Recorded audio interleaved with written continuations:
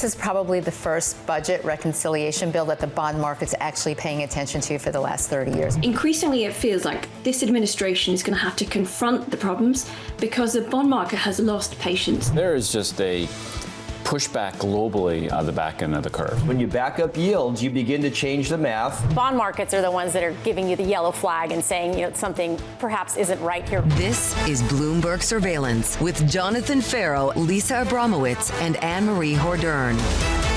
Live from New York City this morning. Good morning, good morning. For our audience worldwide, Bloomberg Surveillance starts right now. Heading into a long weekend in Washington isn't blinking. Right now, bond yields are going up. Is the White House feeling nervous about that right now? No, we're not at all. In fact, don't forget that bond yields are way down from January 20th and are down today now that the bill is out there and passed. The big bad bond market beginning to find some stability as the big beautiful bill continues to make its way through Congress, leaving gold heading for its biggest weekly gain in more than a month, and equities poised for the worst week since early April. Guess what? When I went away, the auctions mattered. That was my takeaway, that 20-year auction really gave some pause to the broader market that we felt. Look, we can ask how much of the decline in equities really stems from just how quickly they rebounded after that delay to the tariffs. But really, it is clear that there is serious pressure coming from the bond market. And it is not clear what exactly can solve it and what exactly is behind it, given the fact that we've known about some of the fiscal issues.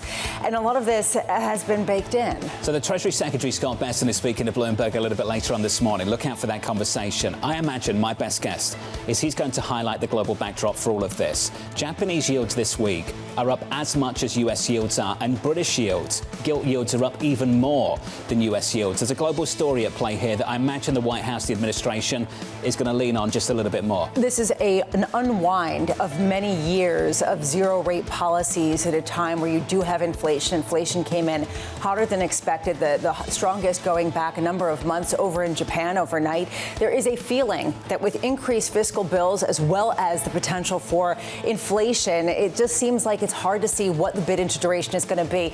They have a harder time understanding the dollar, though, and whether the dollar weakening is really something that is by design or whether it's just simply a byproduct that is momentary, because to me, that might be the bigger question. That's been the complicated mix throughout the whole of this week. The yields have risen, and once again, the dollar is weaker. That's the toxic mix that spooked a lot of people earlier on in April. Just to talk about the bond market this morning, yields back down, lower again through yesterday afternoon. I think this is better news.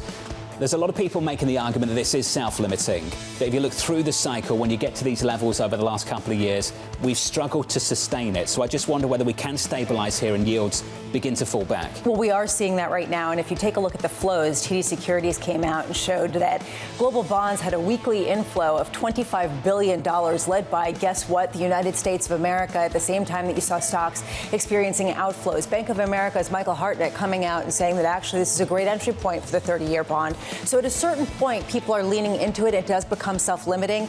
There is potential other ramifications from this, in particular, risk assets. How much money does it actually draw away from risk assets, not because they are less attractive, but simply because bonds are that much more attractive? Equity futures this morning just about positive on the session so far, going into that long weekend. Before we get there, coming up this hour, we'll catch up with Sebastien Page of T. Rowe Price, with stocks on track for their worst week in over a month. Tim Baker of Deutsche Bank on why the dollar may bear the brunt of fiscal concerns, and Beata Manthey of Citi predicting European stocks will outperform the US. We begin this hour with stocks and bonds steady. Sebastien Page of T. Rowe Price writing, tails are fat on both sides. Upside and downside surprises may continue to occur more frequently than normal. Stay invested. Don't try to be a hero. Sebastien joins us now for more. Seb, good morning. Good to see you. Good morning. Let's just start with the bond market. We've struggled to sustain these levels at the long end. Once you get through 5%, we usually drop back down, whether it's self-limiting or it forces corrective measures down in Washington, D.C. What do you make of where we are now, and how investable is this moment? So the moves over the last couple days are clearly related to the budget proposal. At some point, it's basic bond math, yields up, valuations down. My view is that this is not a cataclysmic event. We are running at high deficit levels, and at some point it starts to bite. But I was just listening to your intro, and you were talking about yields rising in all these other countries. And by the way, there are a bunch of other developed markets that have over 100% debt to GDP ratio. So we're back to the discussion of what is the cleanest dirty shirt. The issue that I think a lot of people have got at the moment is the growth expectations have fallen and yields have risen.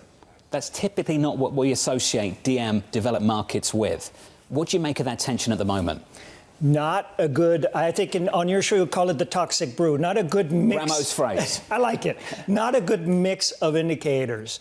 But look, we're having our usual bulls versus bears debate on our asset allocation committee, and we end up close to neutral at the top level. We're long diversification under the hood. We do have tactical positions, but at the top level, we're quite close to neutral between stocks and bonds. What are the bulls saying? They're saying, look, earnings growth this quarter, 13% compared to the same quarter last year. And the Fed is still interested in cutting rates. So, it's okay. And what are the bears saying? High valuations. And coupled with rising yields, that becomes more worrisome.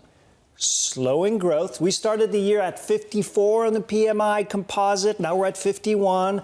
We all know the soft data's cratered. So slowing growth and continued geopolitical uncertainty. How much is this a matter of time frame? That in the near term, companies are going to keep investing. Companies have certain plans. They're going to keep them. They don't want to lay people off because, frankly, they were scarred by what happened during the pandemic. And they're not as susceptible to all of these macro trends. But in the long term, the bears are correct, and that there is this pressure coming, in particular from rates and potentially slower growth. Yeah, Lisa, I'm so glad you mentioned how. The question is, how sensitive is the economy, all these companies, their spending plans, to the tariffs? And the market, this is remarkable. If you go on your Bloomberg and you plot the chart of trade policy uncertainty against the S&P 500 for the last 4 weeks, the two are tracking each other like everything that matters is tariffs and the political headlines. But there's more to it. The tariffs, so goods imports subject to tariffs represent about 10% of GDP. So what about the other 90%? And, what about services? 70% of spending in this country is services. So I'm not minimizing the impact of tariffs, but it's right now we've been trading like it's all there is to the economy. And that's not the case. And if you look under the hood, you can say, well, there's a reasonable case to be made for maybe, 1.5%, 2% growth this year. And maybe another 3% inflation, which... Yeah, well, I was just in Texas, and I was talking to different executives, and they were all making this point. How are we going to change on a dime? We are not going to do that. We have all of these capital expenditure plans. That said, as an investor, doesn't it look less attractive to pay those kinds of multiples when you can get 5%, even 6% in bonds? I mean, at a certain point, doesn't it just create a gravitational weight that has to do with more valuation than, say, bankruptcies or some kind of wholesale change in the corporate landscape? Yes, the equity risk premium is compressed, and it's compressing. The more stock valuations go up, the more bond yields go up, the equity risk premium compresses. These are discussions we're having about strategic asset allocation. Investors that think long term, how much am I going to get from equities over time? Tactically, it doesn't matter as much. Look, right now I see fat tails on both sides. If you look at April, the remarkable thing is it was flat, almost flat, right? So blink and you will miss it. April 3rd and 4th, market dropped by 10.5%. That's only happened 3 times since World War II. And then this is my point about upside risk as well. April 9th, with the tariff pause, up 9.5%. That's only happened a couple times since World War II. So we're dealing with tails on both sides. That's why I say don't be a hero. That's why I like to be in the middle on risk assets right now. There's an extra wrinkle in all of this, though. To your point, macro risk can cut both ways. What we're trying to figure out, and Lisa and I have been talking about this now for weeks, if it cuts one way, do you know what the market is going to do in response to it? And this is the issue I have with growth expectations. If growth falls back, are you convinced that bonds rally and yields fall? There's a threshold question. I think if you have a slow burning growth, kind of not a scare, but just growth coming down, that is a different situation for bonds, and depends on what's going with the inflation prints, right? So you can have slowing growth with inflation prints surprising on the upside and no budget discipline, and then you can have stocks down, yields up, like kind of where we are now. But Jonathan, I've heard many guests say that on your show, and I agree with them. If you really get a sell-off and a real growth scare, I don't know, maybe the claims numbers just craters, and then NFPs, and this is a real growth scare, and the stocks go down 10, 15%. I think investors will buy the cleanest dirty shirt treasuries. Which has to do with a growth scare. But what about the other tail, which is that some of these trade agreements don't come to fruition? We're hearing about a whole sort of a number of different talks this morning. We have 45 more days before that reciprocal tariff pause is up. How much is that the potential fatter tail to worry about? Oh, yes. I mean, we're in a pause. Let's just remember, right? Technically, we're in a pause. This is not off the table. Now, what do markets look for?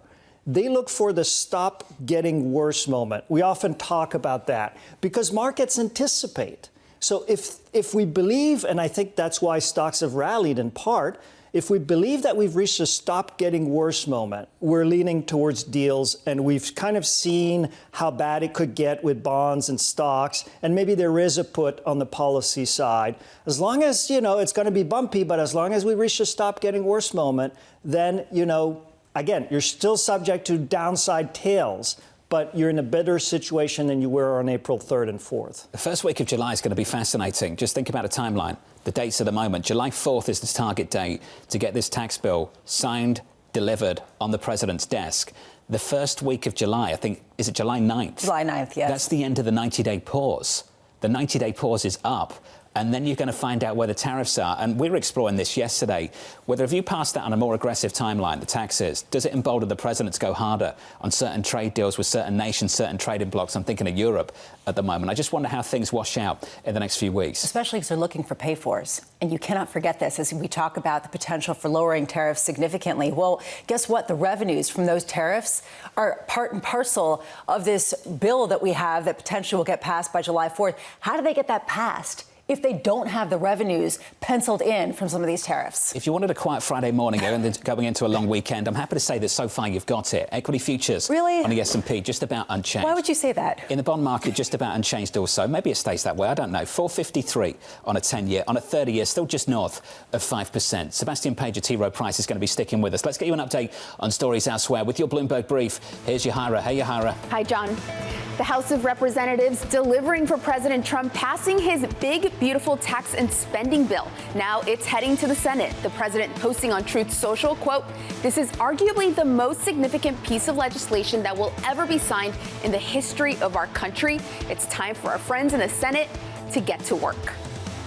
Meanwhile, the Trump administration has barred Harvard University from enrolling international students, citing an unsafe campus environment. The move is threatening to disrupt the education of thousands of students who make up more than a quarter of the school's student body. The White House cited the school's failure to address widespread problems impacting students at the university, including anti-Semitism. And the Supreme Court granted a request from the Trump administration to fire the heads of 2 independent agencies, but quickly ruled that the Federal Reserve would not be similarly targeted. The court referred to the Fed as a uniquely structured quasi-private entity, giving clarity about the fate of Fed Chair Jay Powell's future in the role. That's your Bloomberg Brief. John? Yahara, thank you. More from Yahara later this hour. Up next on the program, the big, beautiful bill is moving on. We look forward to the Senate's timely consideration of this once-in-a-generation legislation. We stand ready to continue our work together to deliver on the one big, beautiful bill, as President Trump named it himself. Up next on the program, we'll catch up with Bloomberg's Tyler Kendall, live from New York City this morning. Good morning.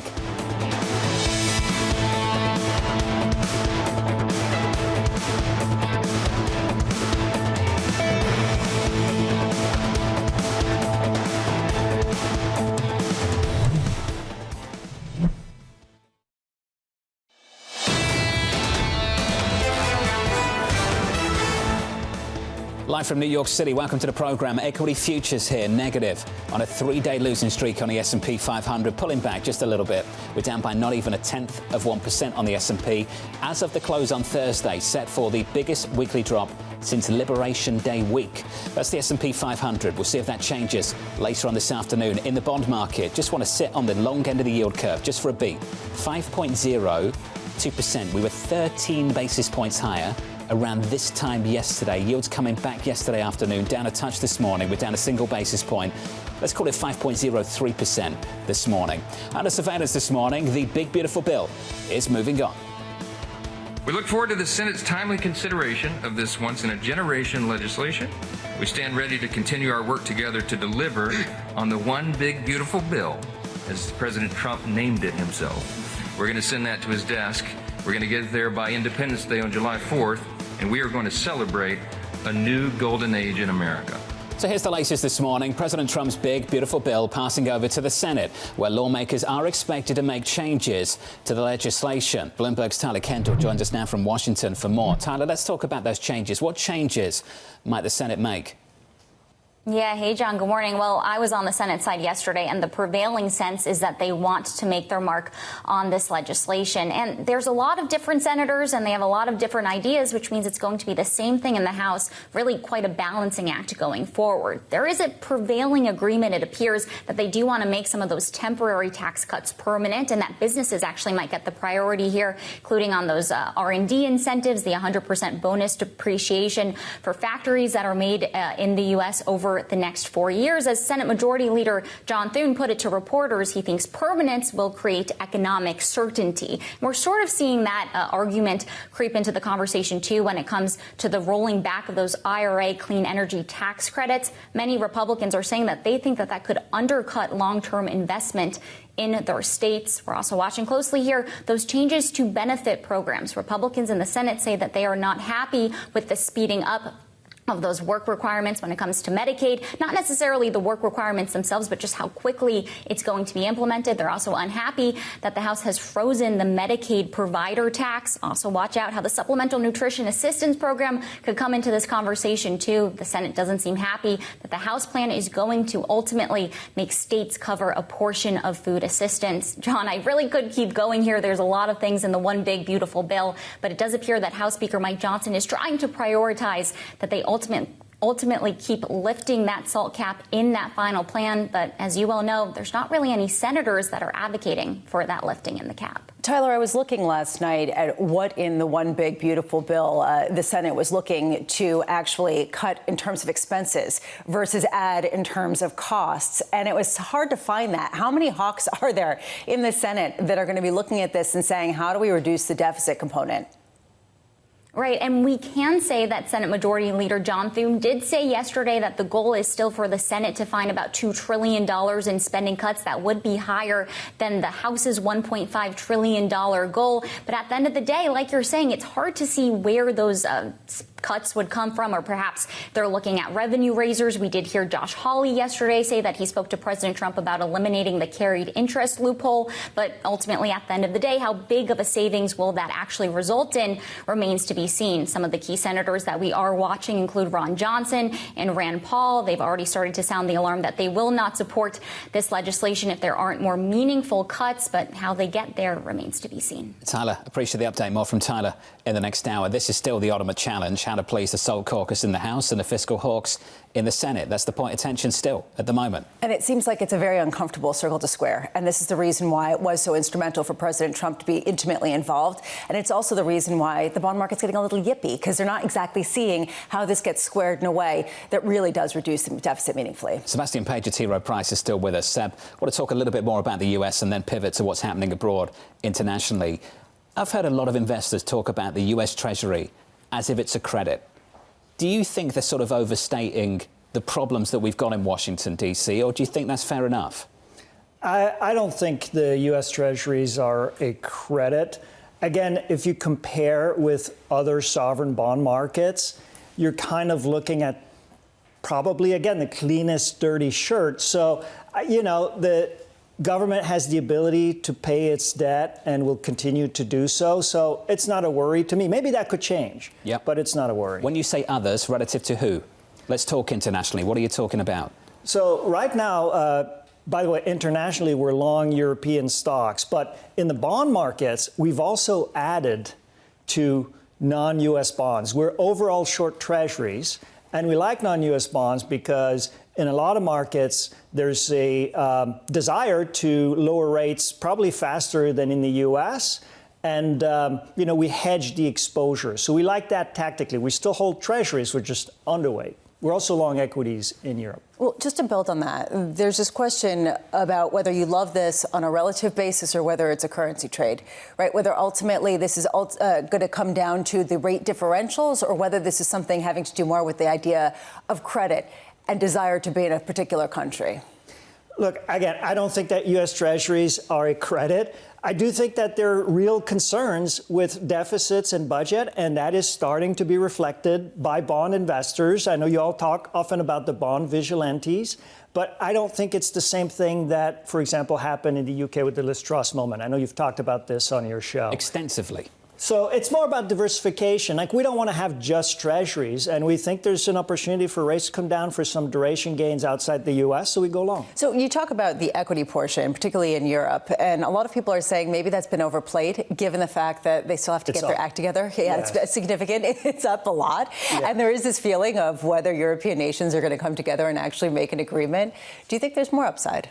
I think there's more upside, but you're right. Like, Europe has outperformed the U.S. on the equity side by 10% year to date. So, it's starting to feel rich. But, give Europe a break. It's actually underperformed the U.S. by 138% over the last 10 years. It's been a value trap. Now, a lot of strategists will say there's a valuation advantage. And there is one, even if you control for the different sector composition between Europe and the U.S.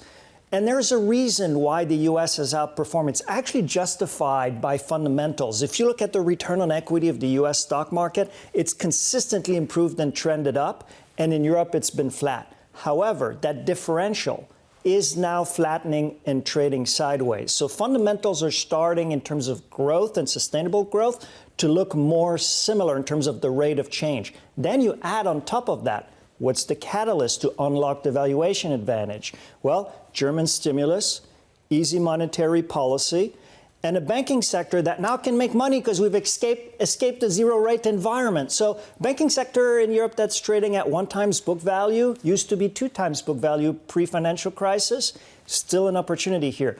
All that, I'm saying, with the caveat that we still like U.S. stocks for the long run. I'm not talking about the end of U.S. exceptionalism. I'm talking about a tactical overweight where the valuation advantage of Europe can continue to get unlocked over the next 6 to 12 months. Keyword is tactical. Time frame is 6 to 12 months. Yes. That's not a man that's betting this decade-long structural underperformance is over. Is that fair to say? I'm not. I think the U.S. big tech companies are awesome. The way they generate cash flows, the way they protect their margins, the way they grow, the innovation. And I think that in the long run it will continue. But they're trading, this is all priced in. They're trading at high multiples. How does the tariff story factor into what you're describing, the lack of a deal between the Europeans and the U.S.? Yeah, the counterintuitive thing about the tariffs here is that they've actually prompted Europe to do more for themselves, including stimulus. And perhaps there's a deregulation impulse that will come out of Europe as well. So you do this, you set all these barriers, and now you hear policymakers in Europe wanting to maybe be more like the U.S. How many times have we said this on this programme? Forcing the Europeans to do what's good for them. Well, we've said that many times, and that is something that you are seeing with respect to action. And we heard that in Davos, this whole idea that maybe this was a time for the U.S. to be more like, for Europe to be more like the U.S. At the same time, there was this expectation of U.S. exceptionalism being forever. I just wonder whether that's already priced in and how you even understand what that pricing looks like at a time where our potential structure in the short term is really changing. We're looking for 6 weeks of gains on a Stock 600 this morning as the U.S. heads towards a week of losses. Seb, it's good to see you. Thanks for dropping by. Thank you, sir. How are the book sales doing? They're doing well, thank you. Do you want to do a quick plug? The Psychology of Leadership, a book about self-improvement and leadership. Very cool. It's sitting on my desk right now. Sebastien, thank you, sir. Thank you. Thanks for dropping by. Sebastien Page there of T. Rowe Price. Coming up next, we'll catch up with Tim Baker of Deutsche Bank on why the dollar may bear the brunt of fiscal concerns. As Lisa pointed out, this week, yields are higher, the dollar's weaker. Equity futures this morning just about unchanged. Live from New York City, you're watching Bloomberg TV.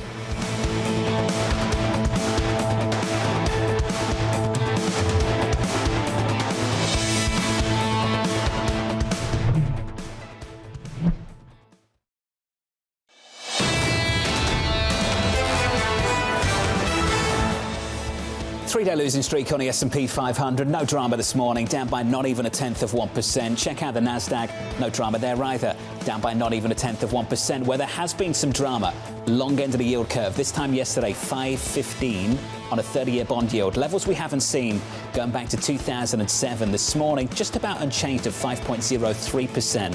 Promising, Lisa, that some buying did come back in to the back end of the yield curve once we got to these levels. You have the likes of Peter Scheer, Michael Hartnett coming out and saying it looks pretty good, actually. Maybe it's time to leg in just a little bit. You have bond buying, at least according to the flows. That said, it doesn't remove some of the concerns about the fiscal sustainability of the United States and, frankly, where that buyer base is coming from, especially given the move that we've seen in the dollar. Hot inflation in Japan as well. Yes, exactly. Overnight.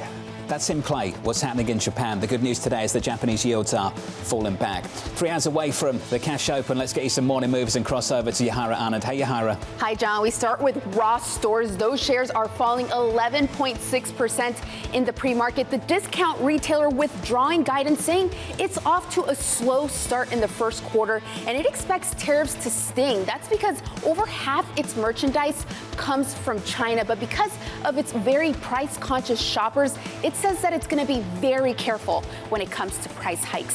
Next up, we have Deckers. Those shares are plunging here, down 17.6%. The footwear company warning tariffs could add $150 million to costs this year. This is the company behind UGG and Hoka, and like Ross Stores, also pulling its guidance, blaming trade uncertainty and weakening consumer demand. For example, growth at its darling chunky Hoka shoes unit is slowing, and they also warned of potentially needing to raise prices. And finally, we are seeing nuclear stocks soaring here in the pre-market on reports that President Trump plans to sign executive orders to jumpstart the industry. Reuters says that the president is expected to declare a national emergency over U.S. reliance on uranium coming from China and Russia. So as a result, Oklo up 20%, Nanonuclear Energy up 17%, and Centrus Energy up 21%. John? Yahara, thank you. More from Yahara later this hour. Not a big fan of those chunky sneakers. Like to feel balanced and grounded. I'm shocked. I'm absolutely shocked that you don't like chunky sneakers. It's like streamlined. Yeah, precisely. Yeah. But I also like to feel grounded, so that when you move, like, you feel stable. Do you know what I mean? I feel stable in chunky sneakers. That's extra stability, but I don't find that stable at all. You just feel like you're unmoored, like walking on the moon. On heels. I'd like to see you try heels, let me tell you. Let's not do that. It's not fun. That's an odd thing to want. Well, no, I'm saying, people should try it before they make us wear them all the time because they're so uncomfortable. I'm just telling you that. No one's making you do this. I'm not. Who's making you wear heels? What if I wear chunky sneakers? Would you be okay with that? Wear whatever you like. Oh, yeah. It's 2025. Oh, yeah. You'd be really happy if I came in. Standards went out the window in the pandemic. Yeah, I'll come in at Lululemon. Sort of maintain your own standards at home, all right?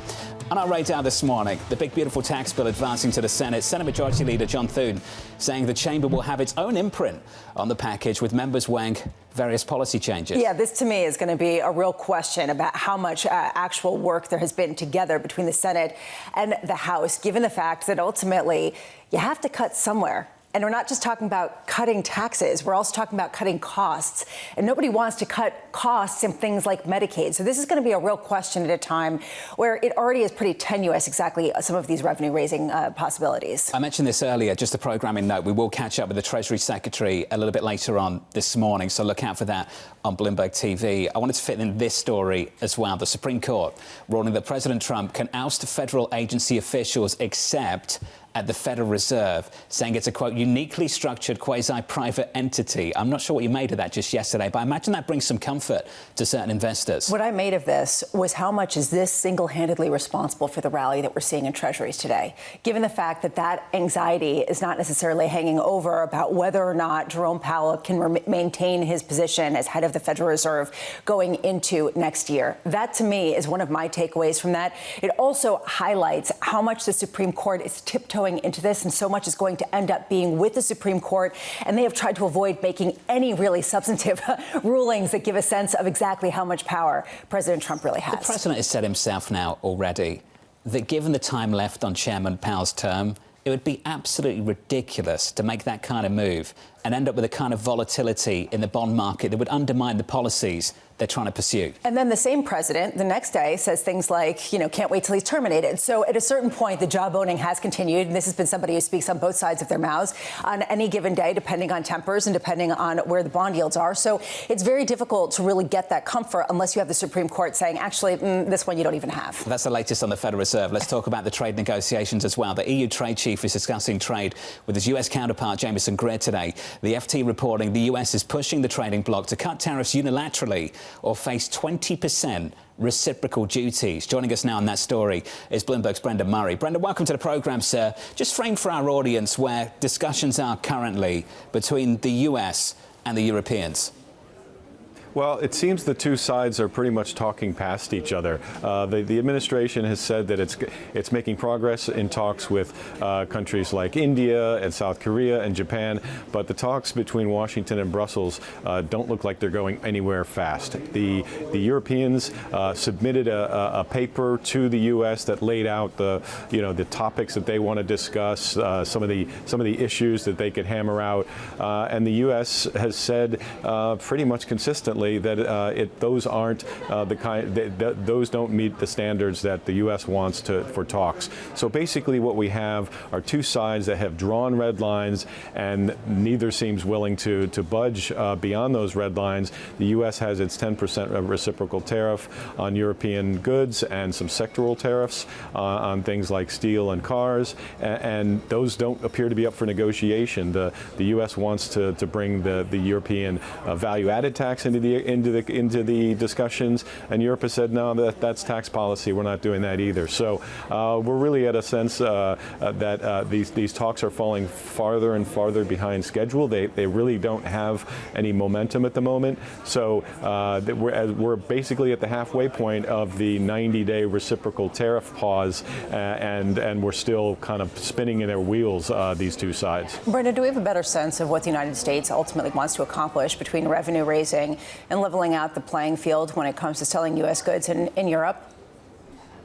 Yeah, it doesn't appear that the U.S. Is pushing for a quick deal with the EU. This could drag on for months and months. There are proposals out there that suggest that the Europeans should adopt a 90-month strategy rather than a 90-day strategy. So this is definitely slipping from a short-term goal into a medium or longer-term issue if the two sides want to avoid an all-out trade war. Brendan, appreciate the update, sir. Thank you. We'll catch up with you hopefully next week. Brendan Murray there, who helps lead our trade coverage here at Bloomberg. If you want to upset the US, hold a call with Xi, which is what the Chancellor of Germany did just moments ago. Yeah, coming out and President and Xi Jinping saying that Germany and China have to cooperate further, in particular on automobiles. That cannot go well necessarily when it comes to U.S.-European discussions. I also wonder what the tenor of those discussions are from the German side, because they might get a whole host of Chinese vehicles dumped on them that are potentially lower cost and more fuel efficient. So how do they toggle with that at the same time that they're dealing with the United States? Chinese overcapacity is an existential risk for so many of those German brands. That's the latest on the trade story. I want to turn back to financial markets and look at currencies. Tim Baker of Deutsche Bank warning this: US fiscal risks may be worse for the dollar than for treasuries. Tim joins us now for more. Tim, welcome to the programme, sir. This really strange mix so far this week where yields have risen and the dollar has weakened, and we saw a similar story in parts of April as well. Can we just start there, Tim? What do you think the big driver of that actually is?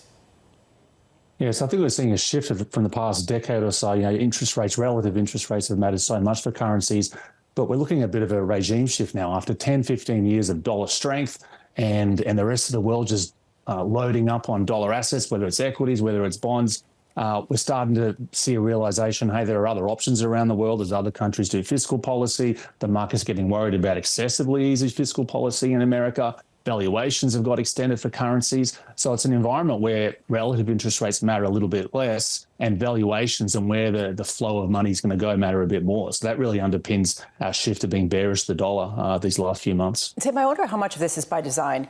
Your colleague Peter Hooper put out a note that I thought was fascinating, highlighting how the dollar has appreciated by about 40% in the past 15 years, I should say, and that if you undid that 40% gain, you could probably even out the trade deficit. I mean, how much is that part of what people suspect is the plan?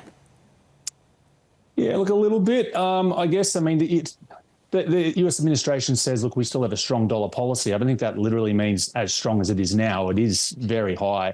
I just think it means they'd rather have it high rather than low. So, we're not heavily bearish and see the dollar getting to all-time lows or anything like that. I mean, how deliberate is it? I kind of take the administration at their word. They're focused on bond yields. They're focused on Main Street over Wall Street and all that stuff. That kind of makes sense to me. Would they kind of be happy with a bit of dollar weakness to go along with that, to rebalance trade a bit? Sure. I think it's a moderate kind of aim, maybe, just to get a bit of excessive expensiveness out of the dollar. But I think they're still pretty focused on keeping interest rates at a reasonable level and fostering that private sector growth. Now, whether they can do that, whether it can be achieved, that's a separate question. But I think that is their primary aim, and the dollar's not quite as important. I felt this from Sebastien Page as well as from you, Tim, which is there's a pretty big distinction between there is a loss of U.S. exceptionalism, that the dollar's reserve status is being undermined, and it was just overvalued. It just needs to lose a little bit and other currencies need to gain. Those are two very different types of concepts. How do you draw the line between the two? Well, I guess I'd say, I kind of think both are right. I guess I'd just say it's not a precise, easy binary to say, look, the dollar either has reserve status and is the world's premier currency, or it's not. There's a heck of a lot of grey area between it. And we just moved from an environment where, look, it was unabashedly the only serious reserve currency to, hang on, Europe's looking more interesting now. If Germany does a lot more bond issuance, there's more bonds to park the money in. If Europe's getting more serious about defence, US policy uncertainty, we've seen over the last few months what that is. It's just kind of taking the edge off. There is literally no alternative to the US dollar and US assets from 6 months ago. There's still no massive, huge liquid alternative, but there are some other kind of currencies and countries kind of popping their head up. So, look, I think both make sense. And that's the kind of the backdrop coming into this year. The dollar was overvalued. Dollar assets were overowned. Is a vulnerability in search of a trigger. And with German fiscal policy and US policy uncertainty, you've got enough. So it's just going from extremes in valuations and there is no other place to be to, well, hang on, maybe I can reallocate to some other places. So just it's a moderately negative dollar bearish picture than it's been for quite a while. Tim, I can find you a big bond market. I don't know about a liquid one, Japan. Let's talk about the move in Japanese yields over the last several weeks or so. And just talk to us from the perspective of the Japanese investor, which has been a major creditor to the rest of the world for a long, long time. How is that behaviour changing over in Japan? Yeah, look, I'd say a little bit, not a lot. I think in time, there's a huge foreign asset pile that Japanese investors have, and the hedge ratios are about as low as they've ever been. So there's huge potential for those guys to kind of, bring it home. Are they doing it yet? Japan's the one country where we get really good timely data and it says, no, they're not doing it at all. Old habits die hard. Yields are still higher overseas, even though they're creeping up in Japan. So the scene's set for a bit of that reallocation. It's not really happening yet. Maybe there's some changing in hedging behaviour that's affecting currency markets. But more broadly, we've got the global investor group going very, very long yen in anticipation of all this happening. So I think that will happen in time. But right now, Japan investors are sitting there kind of umming and ahhing. It's been the norm for 10 to 15 years we go overseas for yield. Japan yields backing up, particularly at the long end of the curve. I think that will prove enticing for Japanese lifers. Why pay up hedging costs to be in foreign assets? Or why take the open FX risk when JGBs can give you 1.5% to 2.5%? That's not a massive yield for non-Japan investors, but it's pretty good for what Japan's been accustomed to. So I think that's a matter of time. I also think the BOJ is really behind the curve. Japan has nominal GDP growth trending around 4% and a policy rate of 0.5. That's really out of whack. Not many countries have that kind of gap between their growth and their policy rate. Maybe that's part of the reason that the back end is selling off, as well as global factors. Because real yields aren't moving. There's a bit of concern that maybe the BOJ is falling behind the curve. Inflation's curling back up. We've seen the data out overnight. It's the one G10 country where inflation is going the wrong way, and the central bank's still being quite relatively dovish, I'd say. Tim, that was a clinic.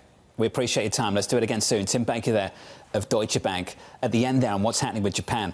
And the very end of that conversation, I think, is so important to explain what's happening with the global bond market. It's not enough just to focus on Washington and the tax bill. You've got to talk about that piece of it. Especially given the fact that Japanese CPI came in much hotter than expected on the heels of energy and food inflation. Rice in particular, up almost 100%, which is the most in records going back to 1971.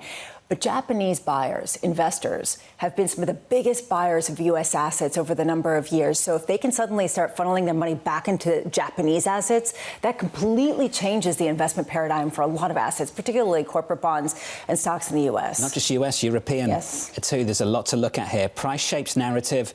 It can also reinforce behaviour, and the behaviour of the Japanese investor is one to watch over the next several years, that's for sure. Let's get you an update on stories elsewhere this morning with your Bloomberg Brief. Let's cross over to Yahara. Hey, Yahara. Hi, John. The U.S. Senate has voted to block a California program banning gas-powered cars and vehicles by 2035. The decision rolls back an EPA waiver issued under President Joe Biden, allowing California to set stricter emission standards than the U.S. government's requirements. Meanwhile, the Trump administration's Make America Healthy Again Commission report has been released. It blames the rise in chronic diseases on chemicals, unhealthy food ingredients, and over-reliance on medication. Policy recommendations based on the report are anticipated by mid-August. And Bitcoin surged to a new record high, passing $111,000 for the first time. The new highs came as President Trump hosted a dinner for top holders of his meme coin at his golf club near Washington last night. Other institutional investors have been piling into the asset, like Michael Saylor's MicroStrategy, which has amassed over $60 billion worth of Bitcoin. That's your Bloomberg Brief. John? Yahara, thank you. Appreciate it. More from Yahara in the next hour. Up next, the great repatriation. European investors are actually putting money to work in their own equity market. They used to get inflows and then put it all to work in the U.S. This global asset reallocation story is already underway. That conversation up next with Beata Manthey of Citi from New York City. You're watching Bloomberg TV.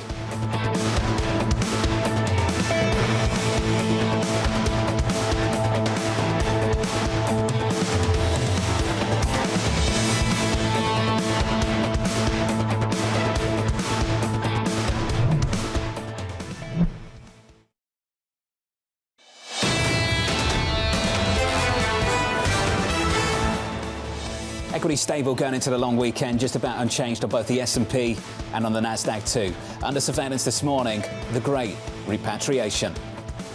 Global investors, rightfully so, have built up very large overweights to U.S. assets over the last 5-10 years. We are starting to see incremental signs of, it's not that there's a lot of selling of U.S. assets, but incrementally less inflows. European investors are actually putting money to work in their own equity market.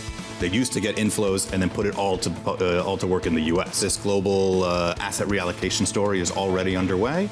It's the latest this morning. U.S. stocks on track for their worst week in over a month as European markets are set for their 6th consecutive week of gains. Beata Manthey of Citi is bullish on Europe, writing, "We may have already moved past peak earnings uncertainty. If so, this should be conducive to further cyclical outperformance." Beata joins us now for more. Beata, welcome to the programme. And first of all, shout out to you for making a wonderful call on European equities in the back half of last year at a time when many people hadn't jumped on board with that call. You think it can continue. I'd like to know from your perspective whether you view this as a diversification trade, just diversifying from the US to international equities, or a repatriation trade, European investors bringing their money home. I think it is a bit of both. So back at the end of last year, when we made this brave call of putting Europe back to overweight, we were suggesting all the money is in one trade. There is a need for diversification, at least. And back then it was a tactical trade. But what has happened since then, and especially the tailwinds from the surprise scale of stimulus out of the US, makes that trade not just a trade, but a very interesting asset allocation proposition, because it's really going to uncap EPS growth and GDP growth for Europe. And that has been the reason for this multi-year underperformance in the post-GFC world, right? So we continue to be overweight, but for very different reasons, and I would say better reasons than before. How much of this is really driven in part by the currency, what we're hearing from everybody, which is that suddenly there is an alternative, as we were just talking from Deutsche Bank. There's this question, how much is that a huge driver? So when it comes to the European market, the exposure to the US dollar is 50-50, right? 50% of the sales in Europe is domestic, 50% is international. So when the dollar, so back at the end of last year, I was getting pushback. So dollar is strong. It is the end. You cannot go overweight Europe. But of course, this was where you were buying the international exposure. Right now, you're buying in Europe local domestic exposure, and that domestic exposure is particularly vulnerable, positively exposed to what is happening, what is going to be positively affected by the stimulus, right? So it's not a straight line in terms of how the currency translates into earnings and pressures or upsides for European equity markets. It's more of a 50-50. But overall, of course, if you're a US dollar denominated investor, weakness in the US dollar moving forward that we think is going to continue. We have another 5% appreciation of euro versus the US dollar. That makes you reconsider keeping your money in the US assets and perhaps diversifying even more. How much, Beata, are you concerned that as the tariff agreements continue, there is going to be a greater hit to profitability that hasn't been factored in on the European side, even as U.S. companies start to game it out much more on a lot of earnings calls? So the market has bounced back very quickly. And as you say, the uncertainty remains, right? We don't know when, if the deal is going to be made. But as Jonathan has read one of statements from our reports, we've been suggesting that peak uncertainty on earnings is behind us. And we've been measuring it via really peak bearishness from the analysts' forecasts not so long ago. Back 4 weeks ago, we were highlighting that our proprietary earnings revision index has hit recessionary levels of -60. So to get -60, it happened only 2% of the time historically, and it means for every 10 changes in estimates, you have 8 downgrades and 2 upgrades. So huge amount of downgrades has already happened. In Europe, analysts have been expecting EPS growth of around 8-9% at the start of the year. They are at 3% now. So huge amount of downgrades has already happened. Now, of course, if we have no deal at all, and there is and that opens the road ahead and increases the odds of the US recession then spilling over into the rest of the world. Of course, our estimates are not correct, right? But for now, we still think that we could end up for the EPS growth in the low single digits growth where the analysts are right now. But one thing is pressures to growth, and another thing is how much beforehand the market discounts that in the prices, right? So at the low of the correction, our models were suggesting that actually flat EPS growth has been priced in by the market. Beata, we've got to go. Credit to you and the team. Great to get an update from you. Beata Manthey there of Citi. We're always focused on these pockets of tension. A lot of people believe that peak policy uncertainty is behind us. We haven't seen the impact of the policy yet. Still got to wait. People say the uncertainty worse than the policy itself. We'll have to see. What is the policy? And what does the outcome look like? Up next on the programme, Dan Greenhaus of Solus Alternative Asset Management, Tyler Kendall, the Kayak CEO, and Jim Bianco of Bianco Research.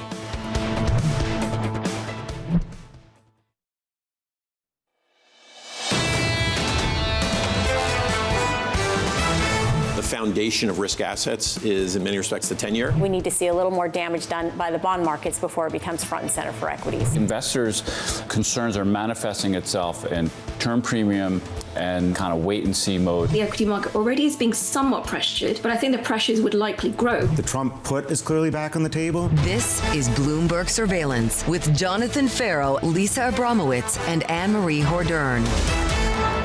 Live from New York City this morning. Good morning to you all. The second hour of Bloomberg Surveillance starts right now as we get closer and closer to the beginning of that long weekend. Equity futures on the S&P 500 totally unchanged.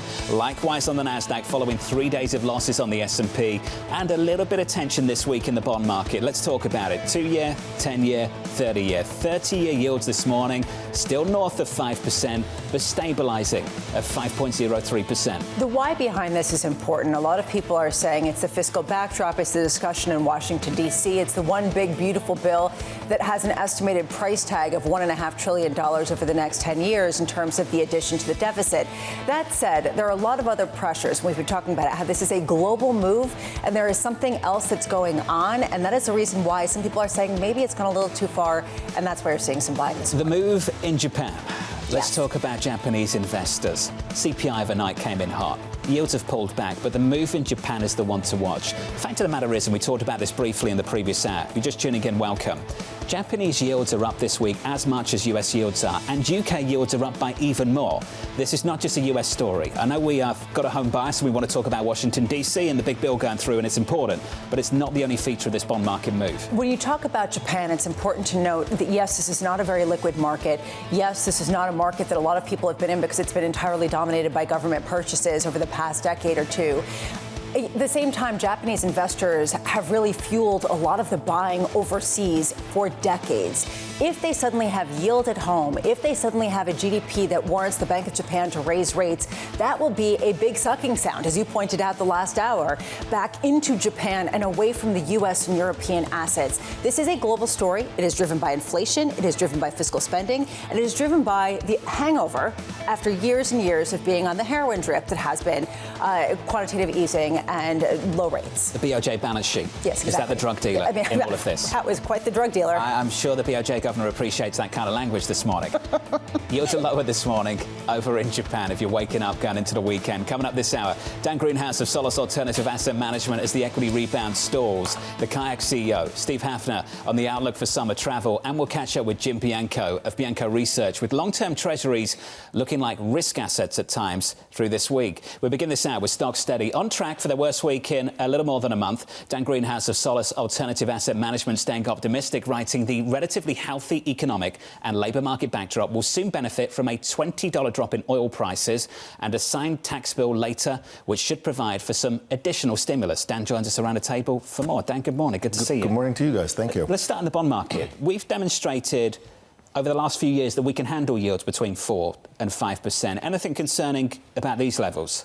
Well, they're certainly higher than they were, but I think the points you were making yesterday with Greg Peters, I think it was yesterday, that we've been here before, and it generally corresponds to some equity turbulence up at these levels, but ultimately we are 10%, 15%, excuse me, 20% higher in equity valuations from those respective levels, I think holds true. I mean, clearly, Lisa, I think you laid it out. There's a number of things going on around the world that are pushing up not just U.S. bond yields, but global bond yields, Japan in particular. Japan's CPI overnight, as you mentioned, came in a little hotter. They have a bit of an inflation problem, so there's the idea that maybe the BOJ is behind.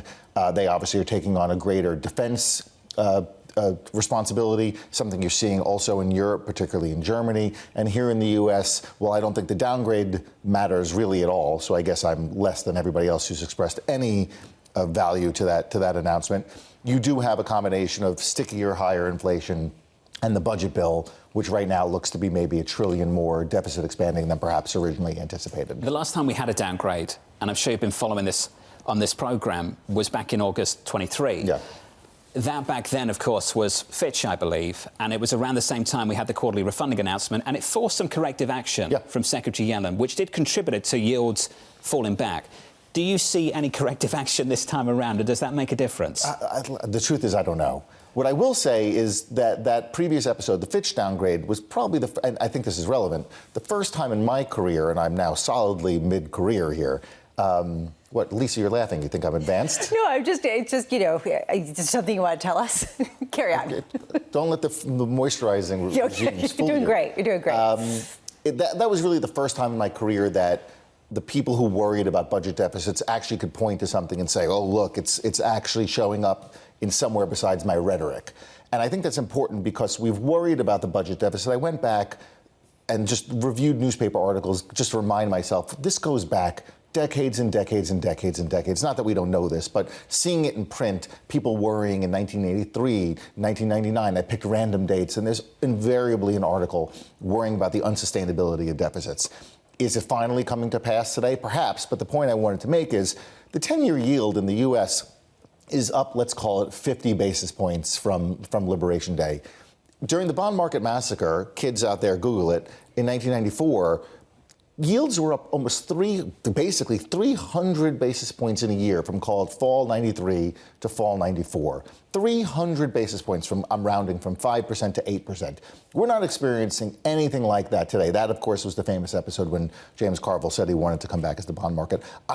Japan, in the long end, is certainly experiencing maybe something like that, but I don't see anything like that in the U.S. If you put these two stories together, though, it has a very different feel, which is that the rest of the world is seeing yields go up. You are seeing some real concern about inflation, but also with growth in places like Europe and Japan. At the same time that there is this debt sustainability question that has been ongoing and isn't necessarily anything new.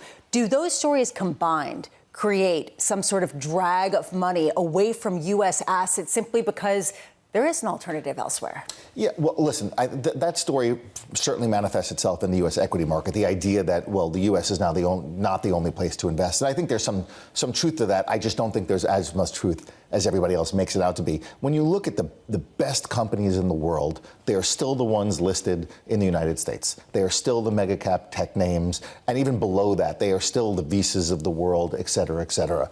I think on the margin, you are certainly seeing some interest in global equity markets, but I don't, when it comes to put it simply, making money, to put it crudely, I still think the U.S. is your best investment destination. Is it worth the premium in terms of valuation that it's received for so many years, given the fact that there are alternatives, not only in other countries that have potentially fiscal stimulus at the same time as potentially the central banks lowering rates faster than the Federal Reserve, but also simply because bonds are offering a pretty good yield in a lot of ways? Well, listen, for a lot of investors, if you're targeting 7, 8, 9% annualized returns, and in the U.S. you can get 4.5% risk-free, a good chunk of your return profile is achieved just by increasing your allocation to bonds. But that's not, listen, we're a hedge fund for the 100th time, not an RIA. 4.5% is not going to cut it for a lot of investors. It's going to cut it for some, but not for us, that's for sure. So yes, I think there's some truth in that, but the valuation premium is largely, not exclusively, but largely concentrated in the mega cap tech names. A lot of other spaces of the U.S. are not as screamingly overvalued as perhaps as large cap tech is. And I would even push back on that idea because of the growth profile. Sure, there are some like Apple that have less attractive growth profiles, but if you're well, now that I'm thinking out loud, Google and Meta are dealing with fiscal issues with the government. Are you undermining your own argument in real time? I think this is a sign of intellectual I know, exactly. Please keep going. No, listen, for most of those companies, they are doing exceptionally well. They're expected to continue doing exceptionally well. And I think there's a reason why they trade at, for many of them, above market multiples. Google obviously might be an exception.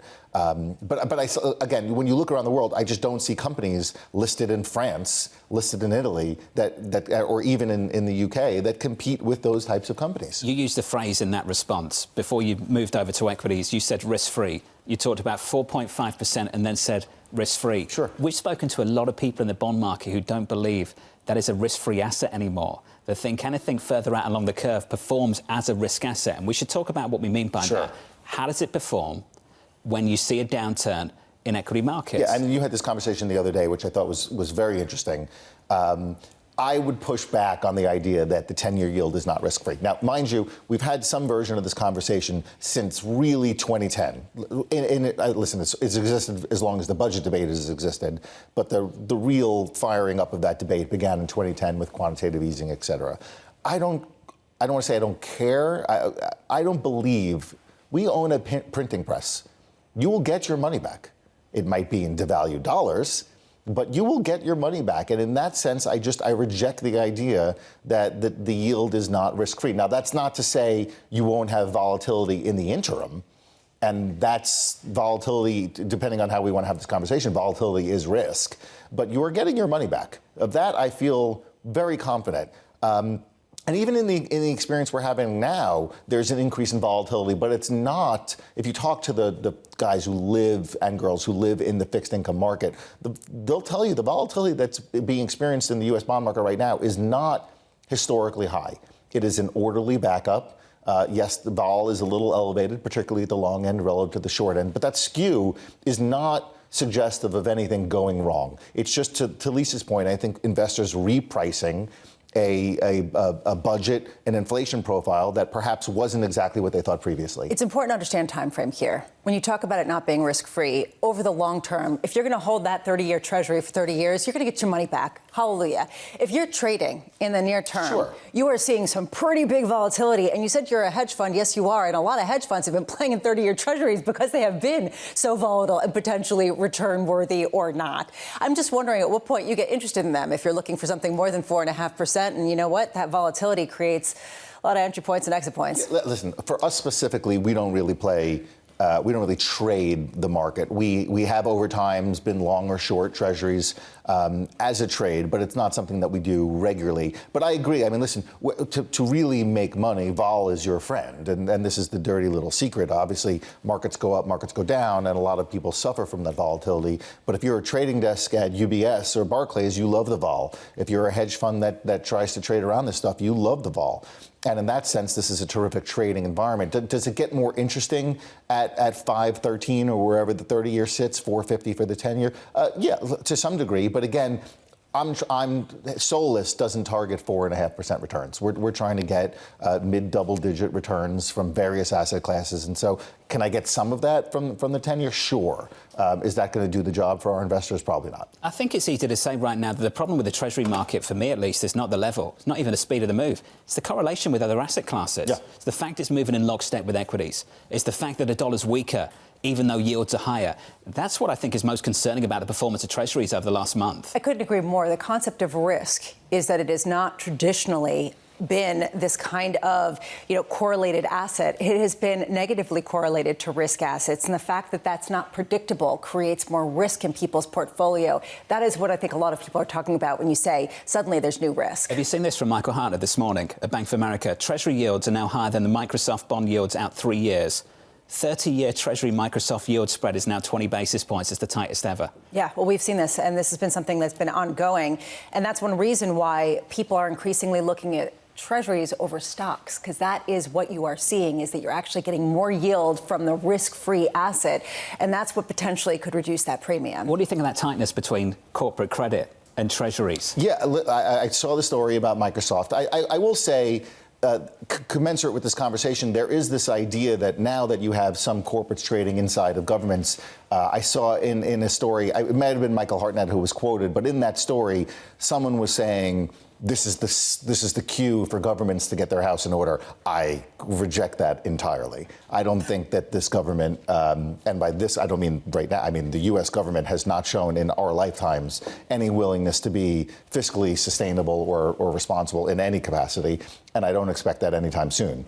This is a story that has been with us for 30 years and remains. And I in that sense, Doge, for all of its flaws and public flailing that it came in for, was like the first in our lifetime serious attempt on the part of the government to try to do something, to try to root out fraud. What one man's waste is another man's responsible spending. But that was the first real attempt, and it was flogged.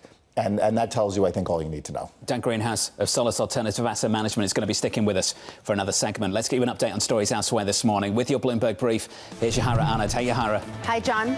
President Donald Trump's big, beautiful tax and spending bill is heading to the Senate. This after the House passed it yesterday by a slim margin. The president posting on Truth Social, quote, "This is arguably the most significant piece of legislation that will ever be signed in the history of our country. It's time for our friends in the Senate to get to work." Meanwhile, the Trump administration has barred Harvard University from enrolling international students. The move is threatening to disrupt the education of thousands of students who make up more than a quarter of the school's student body. The White House cited the school's failure to address widespread problems impacting students, including anti-Semitism. And a check on Ross store shares. They are falling 11.7% after the discount retailer withdrew its 2025 fiscal forecast, warning tariffs may weigh on profitability this year. Ross also joining a growing list of retailers considering price hikes to combat inflation, though it says it will be very careful due to its value-seeking shoppers. That's your Bloomberg Brief. John? Yahara, thank you. Appreciate it. Up next, the president's tax bill heads to the Senate. We look forward to the Senate's timely consideration of this once-in-a-generation legislation. We stand ready to continue our work together to deliver on the one big, beautiful bill, as President Trump named it himself. That conversation up next with Bloomberg's Tyler Kendall down in Washington, D.C., live from New York City this morning. Good morning.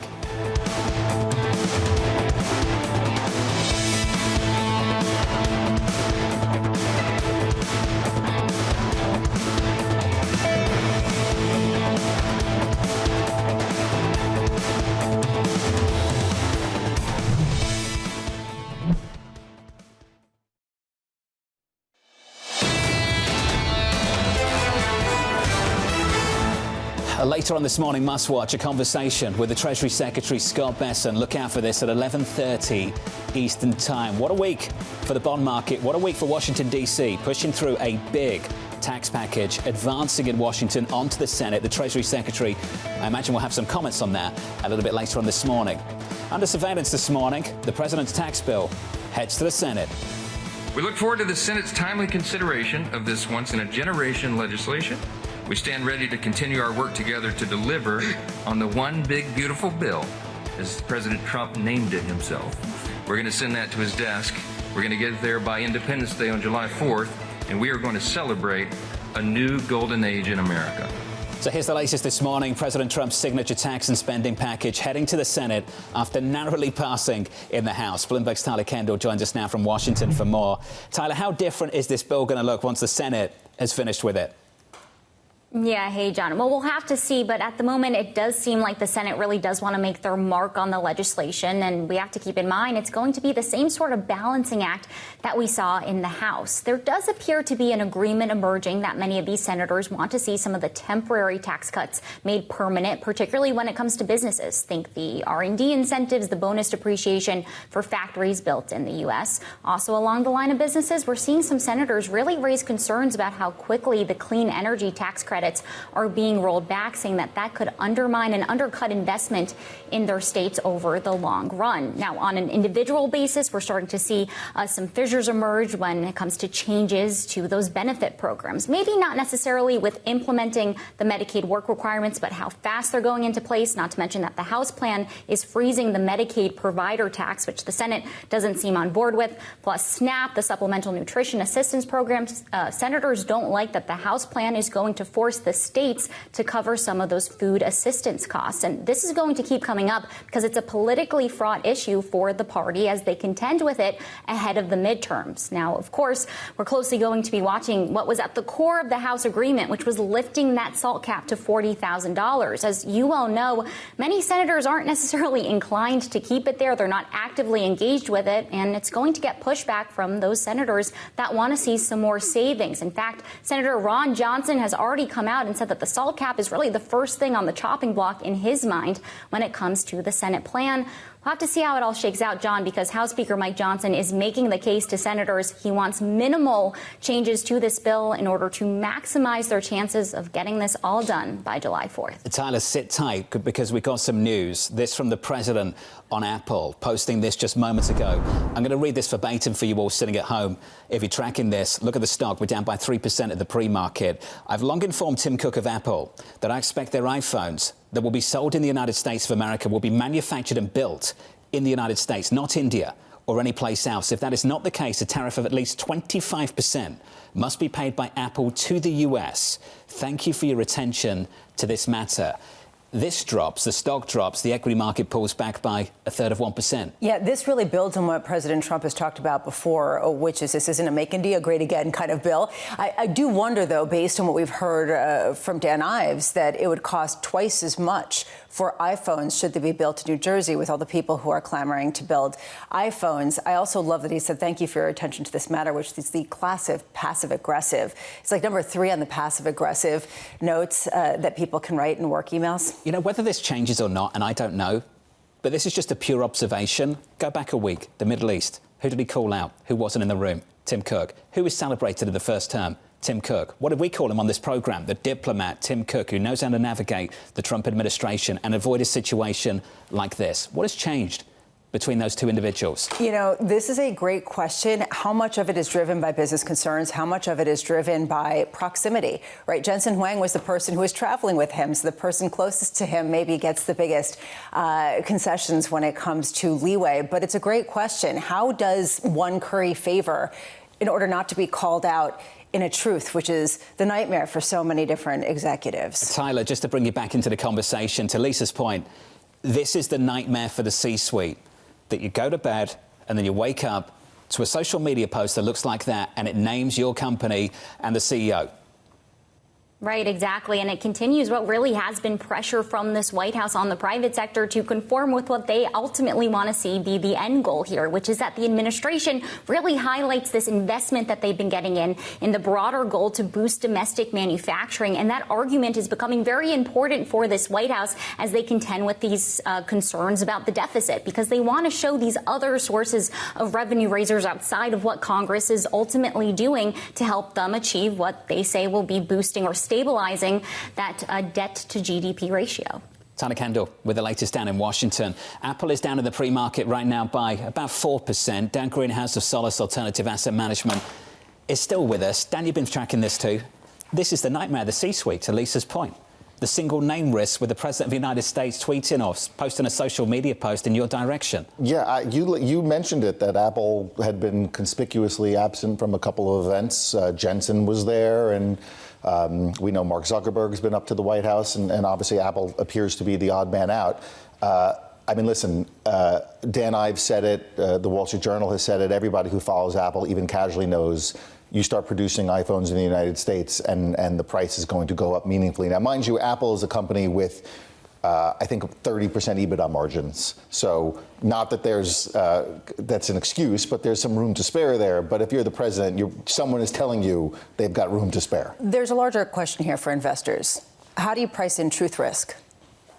I think for most companies, you're unlikely. President Trump is very unlikely to tweet about the president of Skechers. And not that that's an excuse. Just because you said that, watch, that truth is going to come out. Well, make your Skechers in New Jersey. Shoes are probably not getting made in the United States anytime soon. Although I would have told you 5 minutes ago, iPhones are probably not getting made in the United States either. Listen, Apple's in a very tough situation here. They're coming out of China. We know they're ramping up their production in India. We know. I think if you're Tim Cook, you're probably figuring, I'm going to ride this out and wait for the next administration, which presumably won't feel the same way. I don't know that that is what's going to happen. I have no inside information, obviously. That could be a tough ride. We've got 3 years. That's a bumpy ride, but that might be your best, given the hit to profitability on each iPhone, that might be your best option. This underscores 2 points, I think. One, there's no favourites this time around, and it's not Tim Cook, if it was last time around. And two, the tariff risk is not over, based on a move you're seeing on that name this morning off the back of that post. July 9th, those reciprocal tariff pause is going to be over, and you're going to have to understand what's the new regime and who gets most penalized by it. Dan, this was fun. Thank you, as always. Enjoy the weekend, sir. Thank you. Dan Greenhaus there of Solus Alternative Asset Management. Up next on the programme, the Kayak CEO, Steve Hafner, on the outlook for summer travel.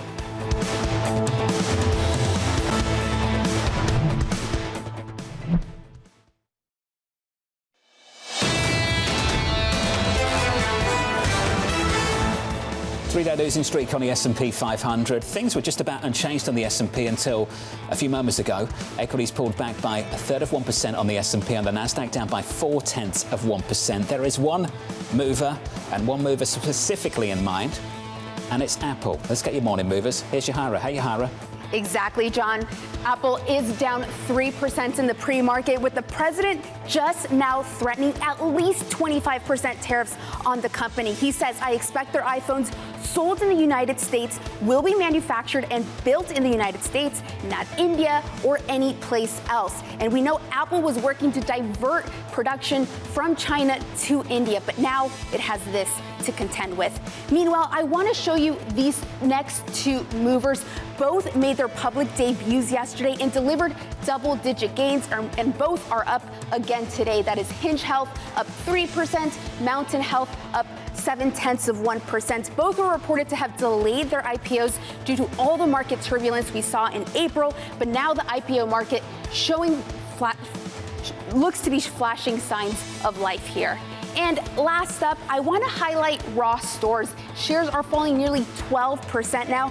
We thought that these discount retailers were going to be insulated from tariffs since they typically procure items other stores don't want or couldn't sell. But no, Ross Stores says that over half their merchandise comes from China. So it will be taking a hit from tariffs. So it's withdrawing its guidance. And as I said, shares are down nearly 12%. John? Yahara, thank you. A little bit earlier I said it was quiet. I have to admit it was on the edge of boring going into the long weekend stateside, and maybe boring was welcomed after the last month we've had, but it gets a little bit more interesting with this post from the president and this move in Apple. On our radar this morning, President Donald Trump threatening tariffs on Apple, posting, "I expect their iPhones that will be sold in the United States will be manufactured and built in the United States. If that's not the case, a tariff of at least 25% must be paid." I'm curious what the ask is, because there are other products that are not being made in the United States. Is it just that Tim Cook doesn't announce a plan to move some of the production to India?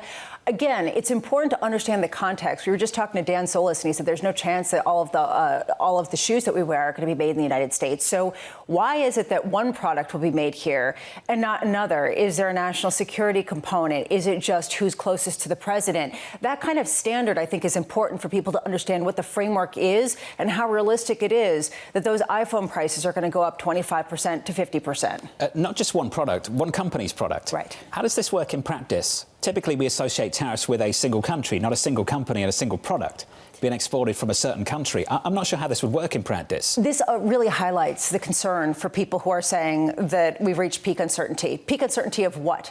Especially given the fact that we haven't seen the actual deals come to fruition. There have to be some deals that come out of the woodwork by July 9th in order to avoid some of these additional tariffs. But again, it just highlights the ambiguity around policy. When people say policy risk in the United States, it is both on a macro level and it is on a micro level, with one of the tech champions that we came into this country saying that this administration was going to uphold and prop up and hold dear. Yeah, you go back to the inauguration. Exactly. And all the tech CEOs standing there. And I remember the day after I sat there on set and I said this was a celebration of everything that was great about US technology, and that we thought we had an administration that would take care of them, look after them, celebrate their success. This underscores two things. We mentioned it briefly. One is exactly that, precisely. The tariff uncertainty is not over at all. We've just switched our attention to taxes for a while. The tariff story is not over. But two, the personality involved here. Tim Cook, compare and contrast. We were calling him the diplomat. Tim Cook in the first administration, the first term of the president, Donald Trump in the second term. Over the last week or so, I would love to find out what's happened here. Not in the Middle East, called out for not being in the Middle East, and then this morning. Yeah, it seems as if there was a trigger. It always seems like there's a trigger. And so to understand what that trigger is might help certain executives stay out of the limelight, because it feels like from some discussions that is a desire. Put your head down, just keep to your knitting for 3 years, not really talking about anything with anyone, don't make waves, and then you can go back to trying to go to some more status quo. That's the point, making waves. Do you think they were too public about moving production to India? Do you think they were saying that a little bit too loudly for the administration's liking? There are narratives that come out of the woodwork. One of them was Walmart raising prices. All of a sudden, truth came through, hitting Walmart. Bezos. Exactly. Bezos, same thing. This is a tariff-related charge on Amazon. And now you have Apple that came out and people were saying, look, it's not going to benefit the U.S. iPhone production is just going to go to India, and they said they were going to move their production there. It just is a question of narratives. And when that builds on a narrative, it seems like that invokes the ire of this president. Apple is down in the pre-market by some 2.5%. We'll return back to that story in just a moment. On the trade talks, the US and China holding their first call since trade talks in Geneva earlier this month. Both sides agreeing to keep lines of communication open, but neither saying in official statements whether tariffs were discussed. Yeah, and I just wonder how some of the technological underpinnings really factor in. We were just talking last week about how China has come out and really slammed some of the Trump administration's plans with chip restrictions. So you look at then the more amenable tone that we heard from President Trump with respect to diffusion, with now Jensen Huang having a close tie with him. Again, it just emphasizes the point. We're not out of the woods with trade uncertainty, especially given that it's still unclear what the goal is, as a revenue raiser or as a bring production back to America. To pay for some of this, the president's tax bill heading to the Senate. Trump saying, quote, "This is arguably the most significant piece of legislation that will ever be signed in the history of our country. It's time for our friends in the Senate to get to work." Yeah, get to work and try to come up with something that can be agreeable to the House. Remember that both sides of the aisle, of both sides of the congressional body, need to agree on the same bill. So if they make material changes, it has to go back to the House. The House has to sign off on that, and then it has to go back to the Senate if it is changed in any kind of substantive way. It is a very ambitious plan to get this done by July 4th, and it is questionable about whether this is going to be stimulative or whether this is going to cause the yippiness in the bond market with respect to deficits. Target date, July 4th, Independence Day, a bit more than a month away. Let's turn to the consumer. The summer travel season just around the corner. Over 40 million Americans expected to travel over what could be a record-breaking Memorial Day weekend. Joining us now to discuss, Steve Hafner, the CEO of the online travel company Kayak. Steve, welcome to the programme, sir. Good morning to you. I think we just have to start with travel trends. What do they look like now? What do bookings look like? Compare and contrast them to what they did look like 12 months ago. Sure, John. Thanks for having me on. As you say, Memorial Day weekend is upon us. It's a playoff game for the travel industry. It's not the Super Bowl. That's Thanksgiving. But gas prices are down, so you're going to see about 45 million Americans hit the road. Airfares are actually down, too. So if you look at Kayak data, domestic airfares are down 7% from last year. So airports, maybe not Newark, but airports are going to be full. We expect to see about 12 million Americans going through planes. In terms of hottest cities, domestically, it's the South, Atlanta, Tampa, Raleigh. And in terms of international destinations with deals, Stockholm, Hong Kong, Japan, Asia more broadly. Steve, so what about international travelers coming to America? Can you share any Kayak data on that? Because we've talked a lot about inbound travel really falling off. What are you seeing in your data? Yeah, Kayak data does suggest a dip in inbound travel, particularly from Canada and Mexico to the U.S. So it seems like Canadians are doing a flyover and going to Mexico, and Mexican folks who usually come into the U.S. are going to the Caribbean. But most of our travel in the U.S. is domestic, and those trends are staying strong. Are they staying strong across the spectrum of people who both want luxury as well as who want some price efficiency, or do you see a skew more heavily one way or another? Yeah, the story earlier in the year was people trading up when, I think economic prospects were a little bit brighter. People in the airlines, particularly on the earnings calls, I don't know, 2 quarters ago, were talking about the rise of premium travel, the rise of business travel, people paying for earlier check-in, amenities, et cetera. That seems to have abated a bit in Kayak data. So economy queries are up. Basic economy queries are up more than premium economy. So we do see a bit of a downshift in consumer sentiment. Steve, we've been trying to get a gauge of the consumer where we see these soft data surveys. University of Michigan sentiment survey come out at lows that we haven't seen in decades. And at the same time, we talk to credit card companies. We speak to people like yourself and say, people are still spending. They're still traveling. They still want to go on vacation. And they're still looking for a certain degree of luxury and comfort. How do you sort of square that circle in terms of which narrative is correct? Well, I think they're both correct because there's a big substitution effect that goes on in airfares and hotels. Travel is a discretionary good. Everyone aspires to get that if they have extra money. And airlines and hoteliers are very adept at cutting price to make sure they fill those hotel rooms or fill those seats on airplanes because it's a swelling asset. So anytime you see prices coming down in the travel business, but passenger volume is staying high, you know that the laws of supply and demand are being managed pretty darn well. What we see at Kayak is a lot less international travel because an international ticket's economy is around $1,100 per seat. Domestic is around $300. So people will still travel. They'll just switch going to Europe and to Asia for domestic destinations. And that's why airfares in Europe and in Asia are down so much more than airfares here in the U.S. Steve, I don't mean to put you on the spot, but it seems like no one really wants to talk, particularly in the C-suite, about tariff costs, about the potential changes that policy will have on businesses. I'm just wondering, from your perspective, how difficult it is to speak honestly about some of the pricing pressures that are coming out at the same time that a lot of companies and a lot of CEOs want to stay out of the spotlight with respect to this, given some of what we've seen, particularly on Truth Social. Well, I'm glad I don't make iPhones this morning.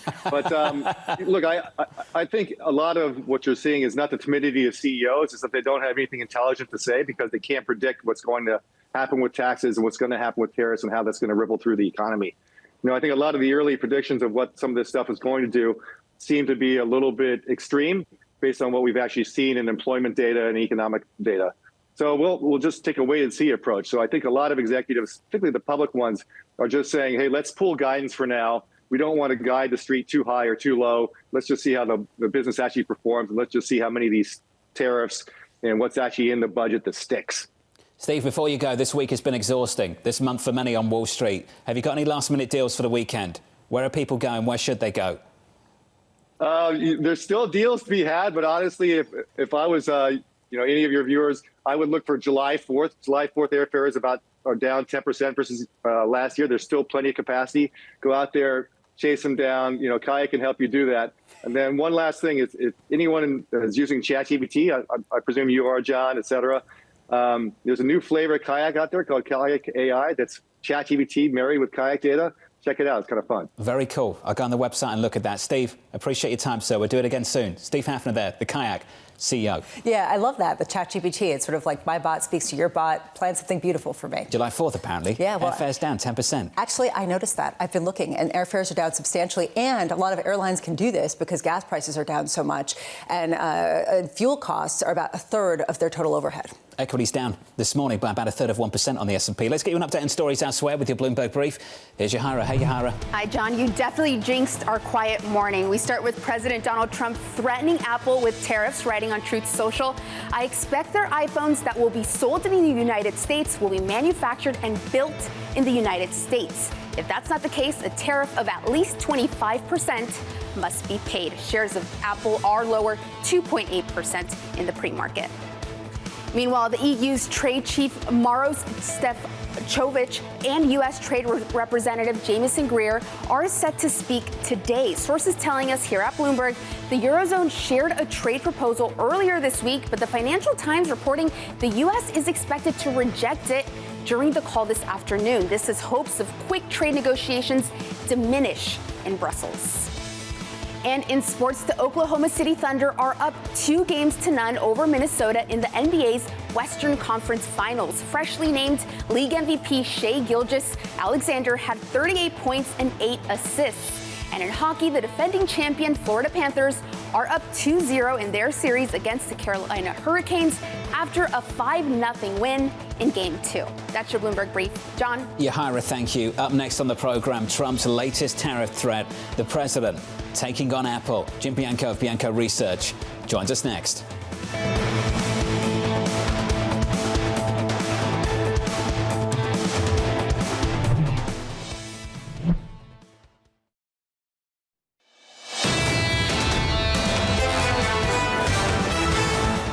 Remember what Lisa said about a quiet weekend? Excuse me. Do you remember that earlier this morning, a quiet Friday? You were the one that was saying, it's so quiet, it's great. You were the one that jinxed us. It was me. I was hoping for a quiet weekend. You're not getting one. Equities are down here by more than 1% on the S&P 500. On the Nasdaq, we're down by 1.3. Over in Europe, we're down even more. Off the back of this, from the President of the United States, the European Union, which was formed for the primary purpose of taking advantage of the United States on trade, has been very difficult to deal with, and recommending a straight 50% tariff on the EU starting on June 1, 2025. The DAX is down 1.4%. Yeah, then he goes on to say there's no tariff if it's built in the or manufactured in the United States. And then again, we have, for the second time this morning, thank you for your attention to this matter, exclamation point. So there's a real question here. What exactly is motivating some of these actions that he's taking? So yesterday we discussed whether passing the bill through the House, the tax bill, would embolden the president to be harder on the Europeans on tariffs.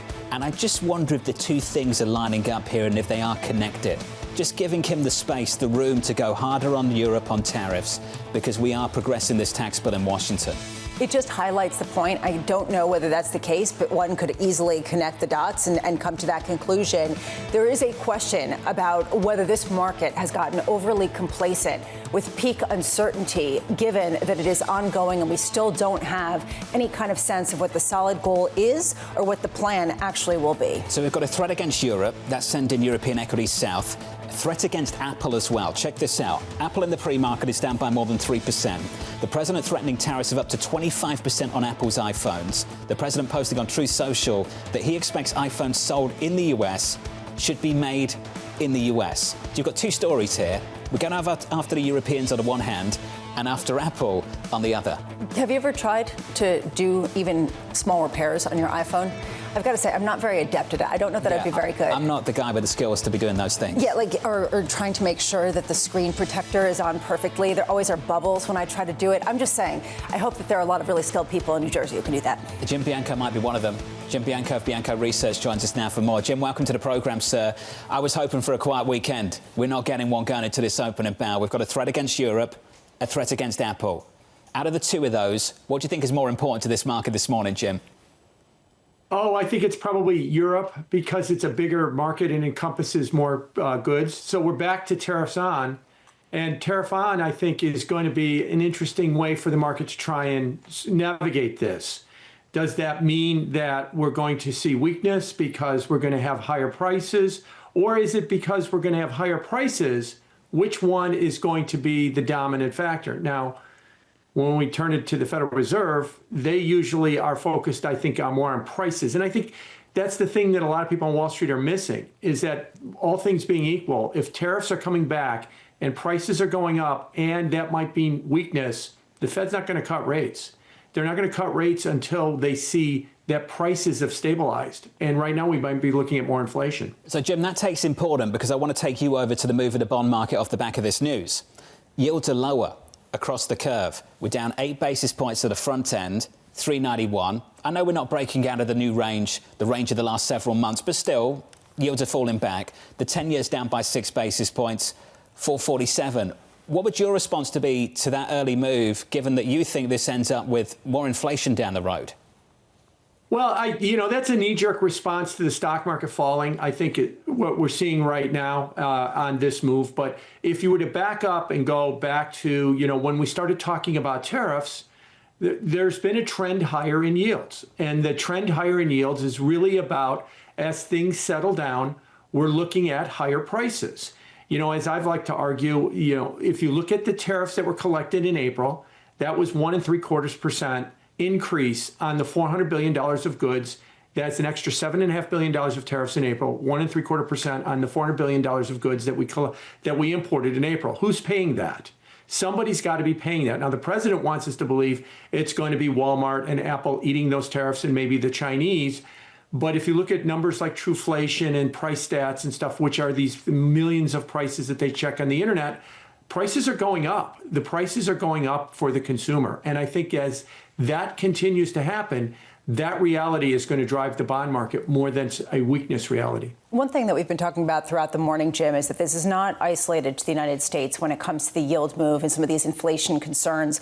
How much is this applicable in terms of a broader inflation globally in developed markets that leads bonds globally to be less attractive in the same kind of way as they were traditionally for a price action, albeit more attractive from a yield perspective? Oh, I think you're right. It does affect all bonds worldwide, especially developed markets, because the tariffs are pushing all these markets to do trade deals. The UK and the EU have done a trade deal as well. And so what we're seeing is the opposite of globalization, which I've become aware is now the word is segmentation. So we've got a segmentation coming in global trade, and that's going to just add frictions and add more costs. And those costs are going to show up as elevated or sticky inflation, and that's going to start to impact all bond markets. And it has been, because if you look over the last month or so, developed world bond markets have been going higher. The one exception has been China, where their interest rates have been moving lower. but their economy is in such an alarming shape right now that you could almost argue that even with these higher inflationary numbers that we have, their economy is more being driven by growth than it is being driven by prices. I'm struck by the fact that the bond yield move is not special to the United States. It is something that is global in developed markets. The move, though, in the dollar is distinct, and it is raising a lot of concern that this could be the biggest casualty of some of the trade disagreements. We are seeing a bit of a strengthening in the dollar off the heels of this news with respect to potentially higher tariffs on Europe. I just wonder whether you think that this weaker dollar theme is going to persist, even if you do get some serious, significant increases to tariffs on some of the trading partners in the U.S. At a time when a lot of people have shrugged off some of what these proposals could do. Well, yeah, I do. I do think that the weaker dollar will persist for a couple of reasons. One, I think it's what the administration wants. It doesn't, or it's at least it's not going to complain about a weaker dollar. And the weaker dollar isn't really bringing around talk about the end of dollar dominance or the reserve currency. It shouldn't, because there isn't an alternative to it. So they want it. And the second thing is, if you've watched the currency markets long enough, you'll realize that when these things trend, they trend much further and much longer than everybody thinks. Whenever you think the dollar is overbought or oversold, the joke is, wait till you see how overbought or oversold it's about to get. And right now, it is trending lower. And I suspect that over the next several weeks or few months, that's going to continue. Even if we get higher rates, even if we get a widening of spreads to, say, Europe or something like that, that hasn't been working right now. Jim, I just want to finish on the equity call. The equity market, there is a playbook here. The president comes out and tries to anchor negotiations with extremes. Come out and say, you're going to face a 50% tariff on June 1. You've not been great to deal with. Does the same playbook that applied to China apply to Europe? Is this different? Have we exhausted that? Because there will be a lot of people out there thinking, OK, equity futures have gapped lower. I'm going to buy that. I've seen this movie before. Is this different? I mean, it could be. I mean, the biggest issue I think that Wall Street's been struggling with is, are tariffs leverage to get a deal, or are tariffs revenue? If they're leverage, I think most people on Wall Street would be fine with that. To get a deal, to use them as leverage to lower tariffs, open up trade.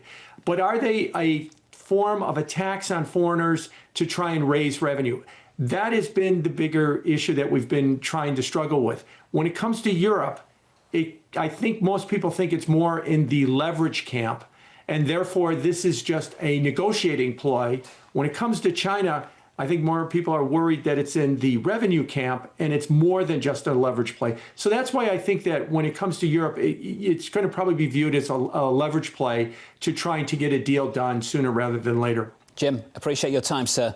As always, it's good to see you. Jim Bianco there of Bianco Research. Following this news from the president recommending a straight 50% tariff on the European Union starting June 1, 2025. Equities in response to that lower in the US, down even more on the continent. Up next, Nadia Lovell of UBS, Dana Telsey of the Telsey Advisory Group, Joe Davis of Vanguard, and Russ Brownback of BlackRock. Live from New York, this is Bloomberg.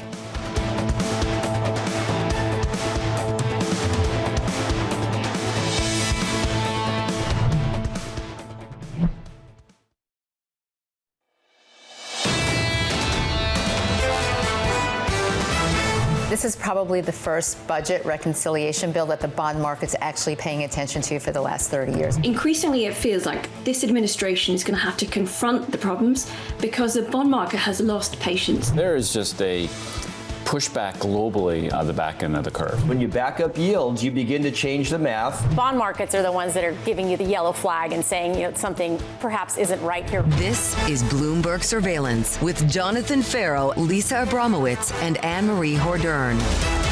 Live from New York City this morning. Good morning to you all. This was a quiet one 2 hours ago. It's not quiet anymore. Some risk aversion kicking in. Your scores look like this. Equity futures on the S&P down by 1.5%. On the Nasdaq by 1.8%. On the Russell by more than 2 percentage points. Check out Europe.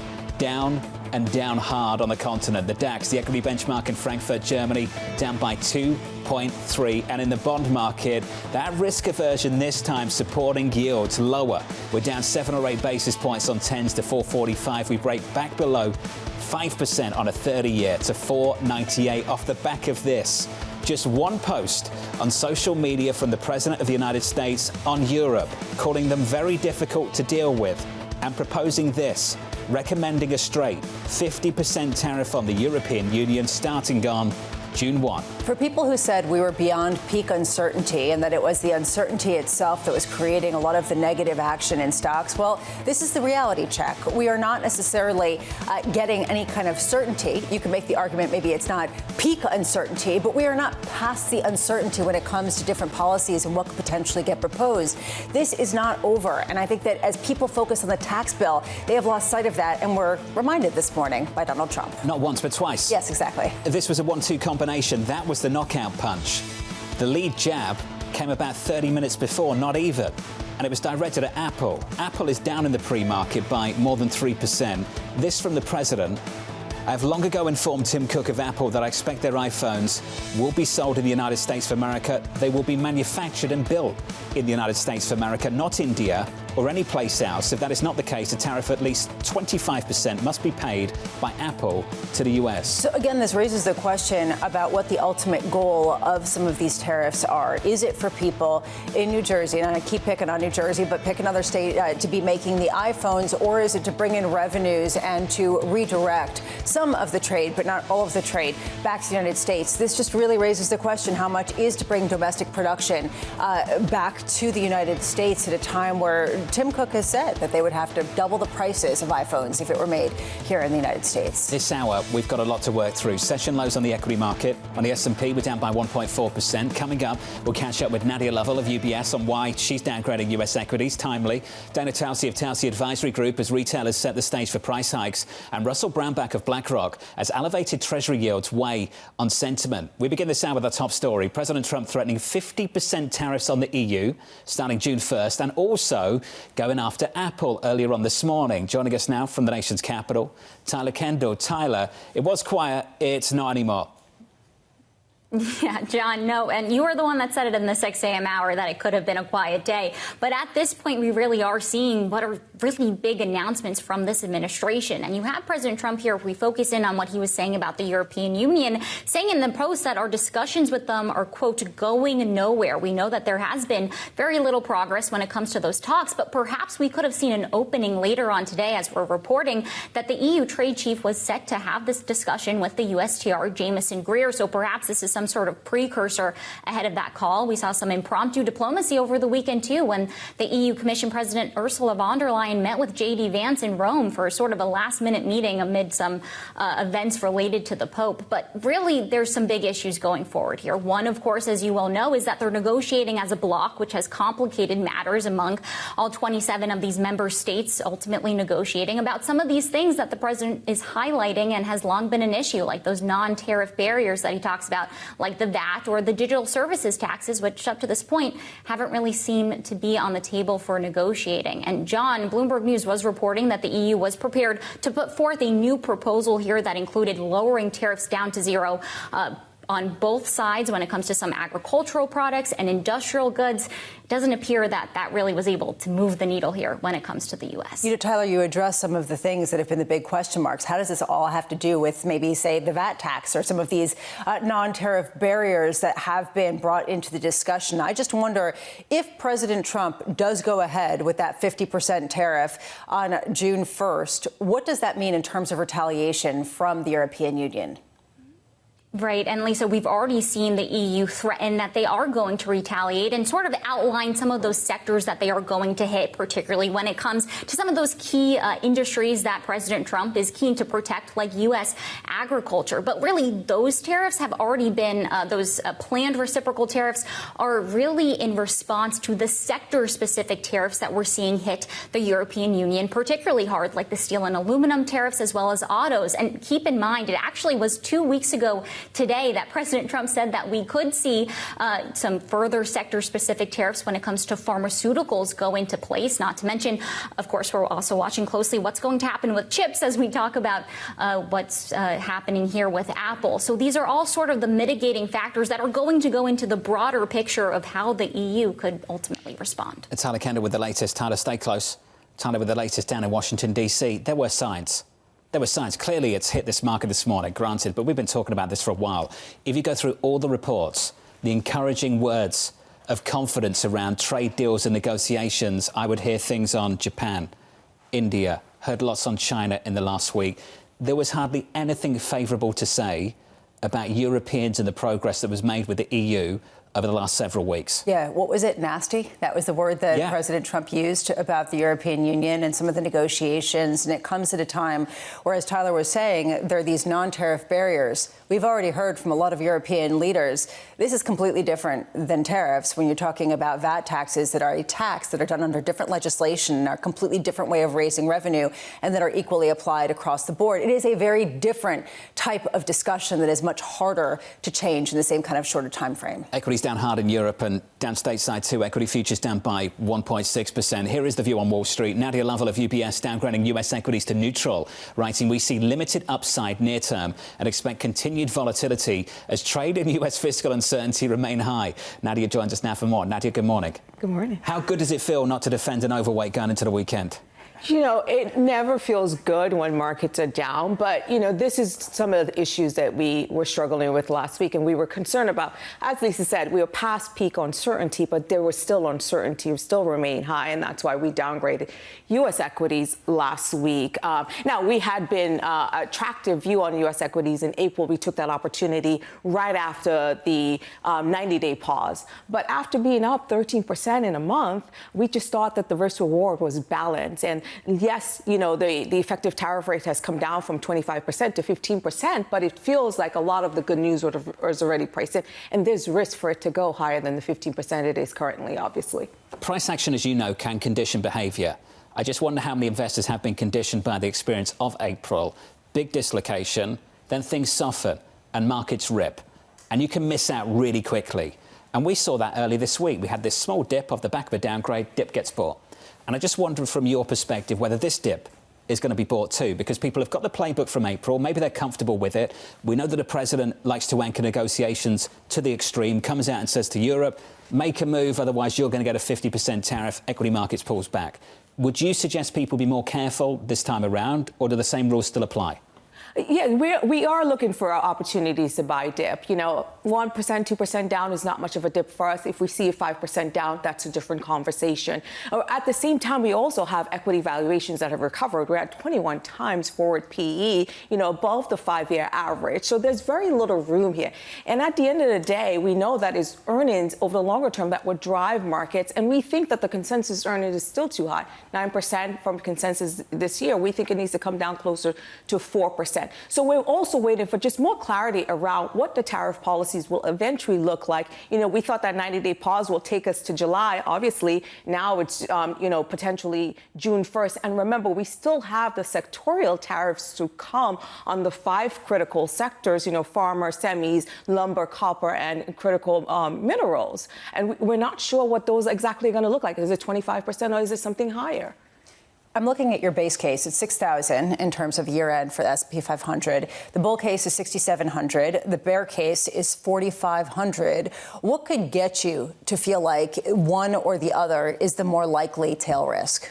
It depends on what happens, you know, after this 90-day pause or something even shorter than that, obviously. Now, if we see, you know, a re-escalation and those reciprocal tariffs get put on or even at a higher rate, you know, that is going to have a huge drag on the economy. And that puts us closer to a recessionary scenario that would get us to that 4,500. What could get us up to that 6,700? Right now, there are legal challenges. We know, you know, you have Oregon versus Trump. You have, you know, VOS versus Trump. And there could be a decision in the next couple of weeks, potentially an injunction that will challenge, you know, the use of IEEPA for these broad-based tariffs. And the market isn't priced for that. So you could see some of that. But that's not to say that that's going to be the end of the story, because there's always a Supreme Court, and that could be taken to the Supreme Court and be reversed. But that's what could get us to that 6,700 if we get any sort of rollback, even the baseline tariffs. Who's trading every day? And I ask this because there are so many people who come out with these conspiracy theories. It's the retail trader on the margin that's creating the buy the dip mentality, and everybody else is just following them. It's the hedge funds that are causing the volatility in the bond market. I mean, Is there truth to that there are these technical underpinnings that are just whipsawing everything and that we're the ones here trying to make a narrative out of it? There is a little bit of that, and there's also systematics as well that are in the market, and when you see spike in volatilities, those funds have to also respond to that. So there's some of that. The retail investors have been in and out of the market. I think the retail investors right now is a little bit more hesitant to sort of buy the dip, and so that's at the end of the day, it's the flows that are driving the near-term volatility in the market. But I think that the real money is still trying to assess, what economic growth is going to look like in the second half. We think that you will see the economy slow close to 1.5%. So again, not recessionary, but again, although the range of outcome have narrowed, it still can end up to be flat growth, or it could be 1.5%, dependent on trade policies and the president's tweets. Nadia, just finally, just before you go, within that defensive posture you have relative to where you were before, what do you like in equities? What's the favoured sector at the moment? Look, we still continue to like tech. We've seen a rebound, but I would say tech, excluding Apple, is in a better place than it was back in February when it was at its high. Why? We've seen, the pause on the China-U.S. tariff. We've seen a rollback of the AI diffusion rule that was supposed to go into effect last week. And so we also see a pickup in CapEx spending. Look at all the deals that have been announced, around sovereigns, CapEx spending in AI. So we think that the outlook for tech has actually improved than it was just a few weeks ago. Nadia, appreciate your time. You knew what the follow-up would be, didn't you? Apple. Nasdaq futures right now down by 1.9%. Nadia Lovell there of UBS. Always looking for a silver lining. The fact that bonds are rallying.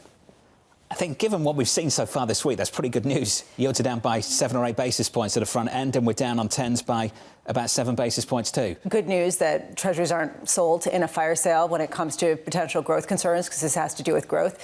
So, yay. Right? Kinda. It's all relative. Well, yeah, a month ago it was like dumping American assets wholesale. Right. This is actually goes to your point of in a downturn, could the U.S. still raise money and have a situation where they're not just sort of spiraling in a sort of 1970s type of stagflationary nightmare? And there is that silver lining. You want that orderly kind of process to work out. I just want to point out one more time, I'd be really bad at making iPhones. Like really, really bad. Are you concerned someo's going to try and make you make an iPhone? I think that once they see what I actually do with it, they'll walk it back. But I think that would be a really bad. I'm not sure who you're sending this message to, but whoever it is out there, Bramo doesn't want to make iPhones, OK? Let's give an update on stories elsewhere this morning with your Bloomberg Brief. Here's Yahira. Hey, Yahira. Hi, John. President Donald Trump with a new slate of tariff threats. Trump taking aim at the European Union this morning, posting on Truth Social.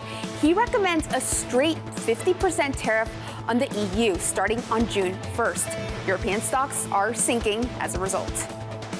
And here's the next one. President Donald Trump also threatening Apple with tariffs. Writing on Truth Social, I expect their iPhones that will be sold in the United States will be manufactured and built in the United States. If that's not the case, a tariff of at least 25% must be paid. Shares of Apple are lower, nearly 4% now. And the Supreme Court granted a request from the Trump administration to fire the heads of 2 independent agencies, but quickly ruled that the Federal Reserve would not be similarly targeted. The court referred to the Fed as a uniquely structured quasi-private entity, giving clarity about the fate of Fed Chair Jay Powell's future in the role. That's your Bloomberg Brief. John? Yahira, thank you. We'll catch up with Yahira again later this hour. There's a lot to get through. We need to talk about the threat against Europe, the threat against Apple, and the market move. Equity futures down by 1.5% on the S&P. Apple is down and down hard in the pre-market. And up next, we need to talk about tariffs and retail. And we'll do that with Dana Telsey of the Telsey Advisory Group. Live from New York City, you're watching Bloomberg TV.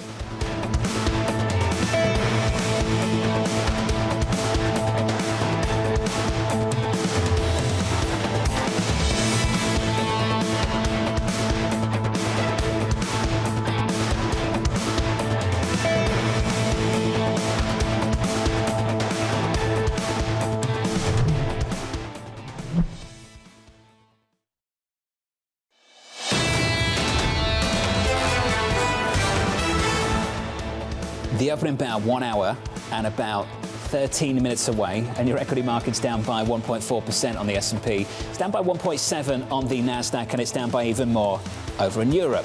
The equity benchmark in Frankfurt, Germany, the DAX is lower this morning by 2.5%. In Paris, France, we're down by 2.7%.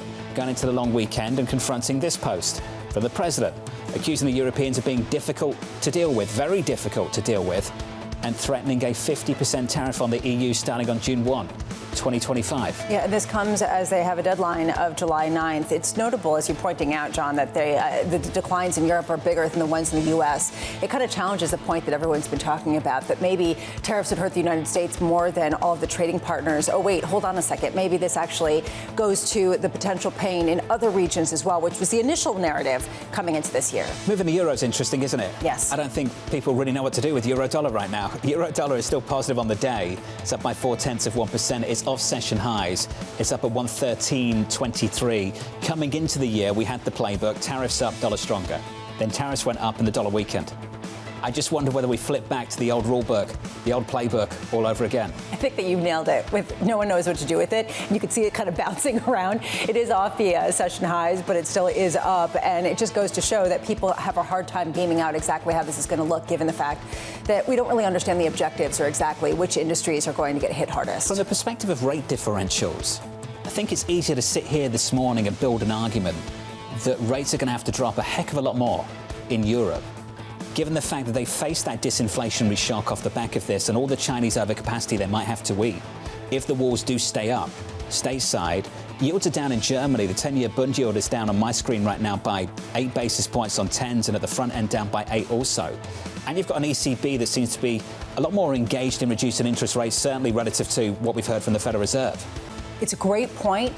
The only issue with it is that so far this year, rate differentials has not been the main driver of currencies. It's been something else. It's been the sense of where you want to put your money and the sense of a trade differential and a question around U.S. assets and whether the dollar is overvalued. It has not been a story of the Fed versus the ECB. A lot to figure out so far this morning. That's just one point. Need to get to Apple as well. We'll get to that in just a moment. Let's get to our morning calls. First up, Dan Ives of Wedbush raising his price target on Tesla to 500, saying the golden age of autonomous growth is at the EV maker's doorstep. Your second call from Adrian Yee of Barclays, lowering her price target on Ross Stores to 156, noting that fiscal 25 guidance was withdrawn despite an earnings beat. That name is down by 13% in the pre-market. And finally, Telsey Advisory Group downgrading Decker's Outdoor to market perform, noting the company's lack of visibility around tariffs. Let's stick with retail. Dana Telsey weighing in on a mixed earnings season, writing a consistent narrative across retailers and brands is that higher costs will be passed on to consumers. Dana joins us now for more. Dana, good to see you. Good morning. Nice to see you. Thank you for having me. Are you seeing that across the industry? Are there any bright spots where they're able to withstand this shock? You've seen some companies being able to withstand the shock, whether it's a Ralph Lauren and a Tapestry. Brand leaders are making the difference with product innovation, but most others, the impact of tariffs is uncertain in terms of the magnitude and also the acceptance of price increases by consumers, because at the end of the day, retail is going to have to raise prices with these types of tariffs. We were talking after Walmart released earnings and came out saying that because of tariffs, they might have to increase prices, and said maybe this gives actually a carte blanche to other companies to say, we too are getting affected by tariffs and are going to have to raise prices. Are you surprised we haven't seen that more, or that companies have been sort of chastened, in your view, by what happened subsequently with respect to a response from the president? I think no company has the scale or the attention of the president like Walmart does. It's the biggest one out there. Most of the other companies are now saying what the impact of tariffs could be or the magnitude of what the cost will be. They're not saying what the price increase will be and how much it will be, but what they are saying is that the second half of the year, we don't know how our customer is going to react to price increases. For the most part, retailers are going to raise prices, not on every good, but on a select amount of goods. And that is drawing concern about a slowdown in terms of consumer spending in the back half. Because will consumers pay or will they not pay? Companies are spending so much time thinking about how to communicate. They're going into earnings season almost unbothered by what the numbers look like in the quarter and trying to work out how to communicate what the next quarter might look like the year ahead. Dual guidance, cut the guidance, pull the guidance, keep the guidance. Who has approached this in the optimal way from your standpoint? Who would you like to celebrate? Who do you think has done the better job this quarter? Well, like I said, I mean, Ralph Lauren and Tapestry both have done a very good job, given they were able to talk about what's happening with their pricing now, what the consumer acceptance is. When you think who else? TJX has done a very good job also. Most companies are talking about how sales are here and now, not just the first quarter. Because to your point, it's almost like revenues and business in the first quarter is divorced from what's happening now. It's like you said, it's a week-by-week basis in terms of what's changing. More to come next week. Gap, Ulta. There's a lot more to come. Macy's in terms of what we'll see. Consumers say they feel terrible. What are they doing? I think consumers, for the most part, depending upon their income level, they're pulling back. They're more discerning on their spend. You're seeing it in terms of some of the data of travel and what they're not looking to do or how they're pulling back. Take a look at luxury brands. Luxury brands, except for those at the super high end, we've seen a slowdown in luxury brand spend too. So they are pulling back on their spending, also at restaurants. You say depending on their income. Mm-hmm. What is the big difference right now between low-income and high-income earners and their spend? And I think what we've been tracking around this table now for years is that high-income spenders, consumers in this country, have held up well. We're trying to work out whether the stress is migrating up. You mentioned some pressure in luxury. Are you seeing signs of that? Well, we've seen signs of pressure in luxury because of the slowdown in sales. Look at LVMH's sales, which are down low single digits. It's different than what you've seen from LVMH in the past. We've seen, for example, look at traffic to some of the different types of centers. We've seen that slow down. We've seen on grocery purchases more of an increase in some of the private label. So I've seen that change. I'll tell you, I was at a real estate conference earlier this week, and the mood is everything's good, but. The but meaning that when is the greater slowdown going to occur? And the bulk of when price increases could start sometime during the early summer. Anyone moving production back to the U.S.? Very hard. Can't move production back to the U.S. Too costly to make. Who has some of the greatest production in the U.S.? Bath & Body Works. Around 80% of their goods are made in the U.S. Did not know that. Yes. Dana, thank you. Appreciate the stat. Dana Telsey, the Telsey Advisory Group. Dan Ives says this on producing in the U.S. We believe the concept of Apple producing iPhones in the U.S. is a fairy tale that is not feasible.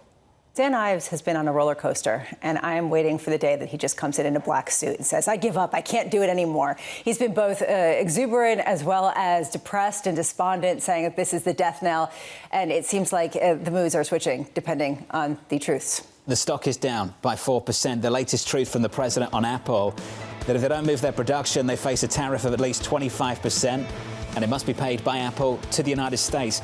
They weren't the only target for the president today. Europe, too. The president threatening 50% tariffs on the European Union. That conversation up next.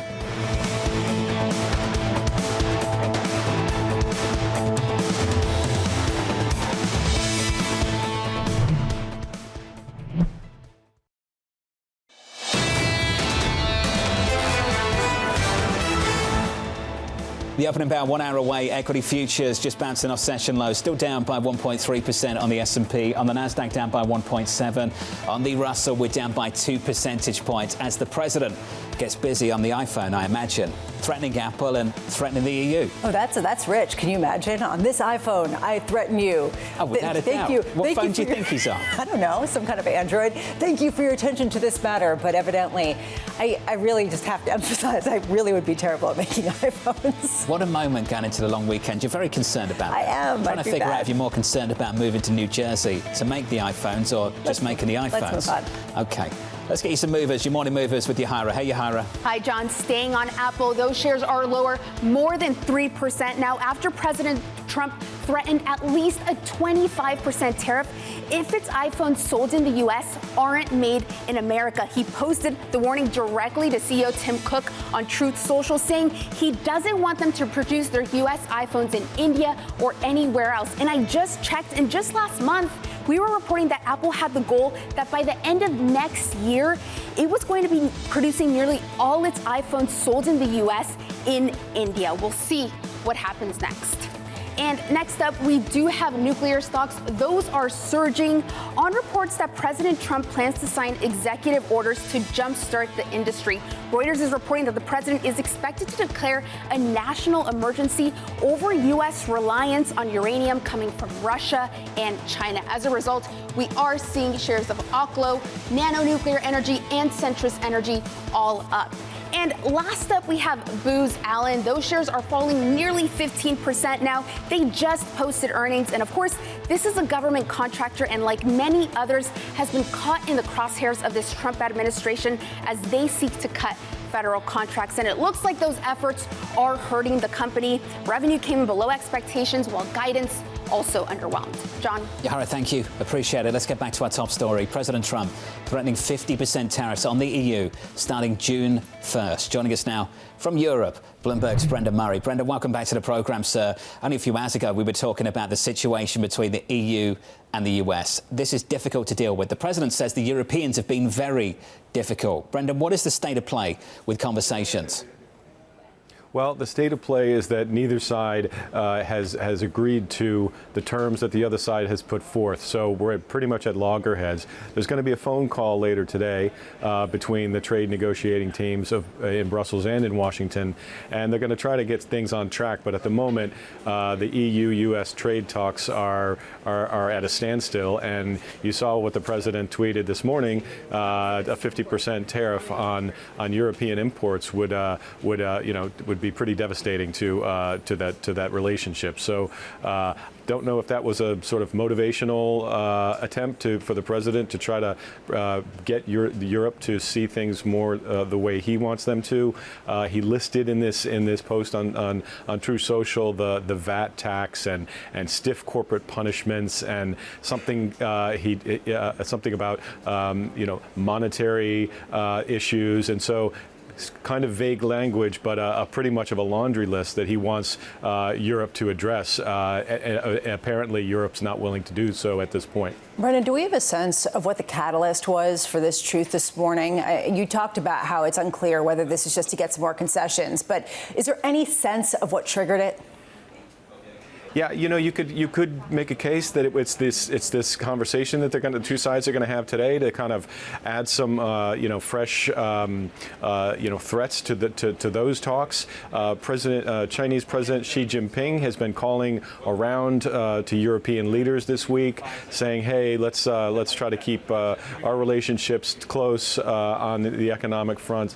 So it's hard to say what the motivation was, but there was definitely a reminder this morning that the president wanted to send that he still wields this tariff threat, and he can do some economic damage with it if he follows through. Now, we've seen him make big threats like this before and pull back, so we'll have to wait and see if that's what happens in this case. Brendan, for those following at home, do we know when that call is going to take place?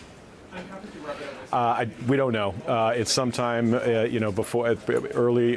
You would think in the first half of the U.S. day, given the time difference, but we don't know. Our reporters will be hitting the phones, trying to get readouts about what exactly they agree or still disagree on.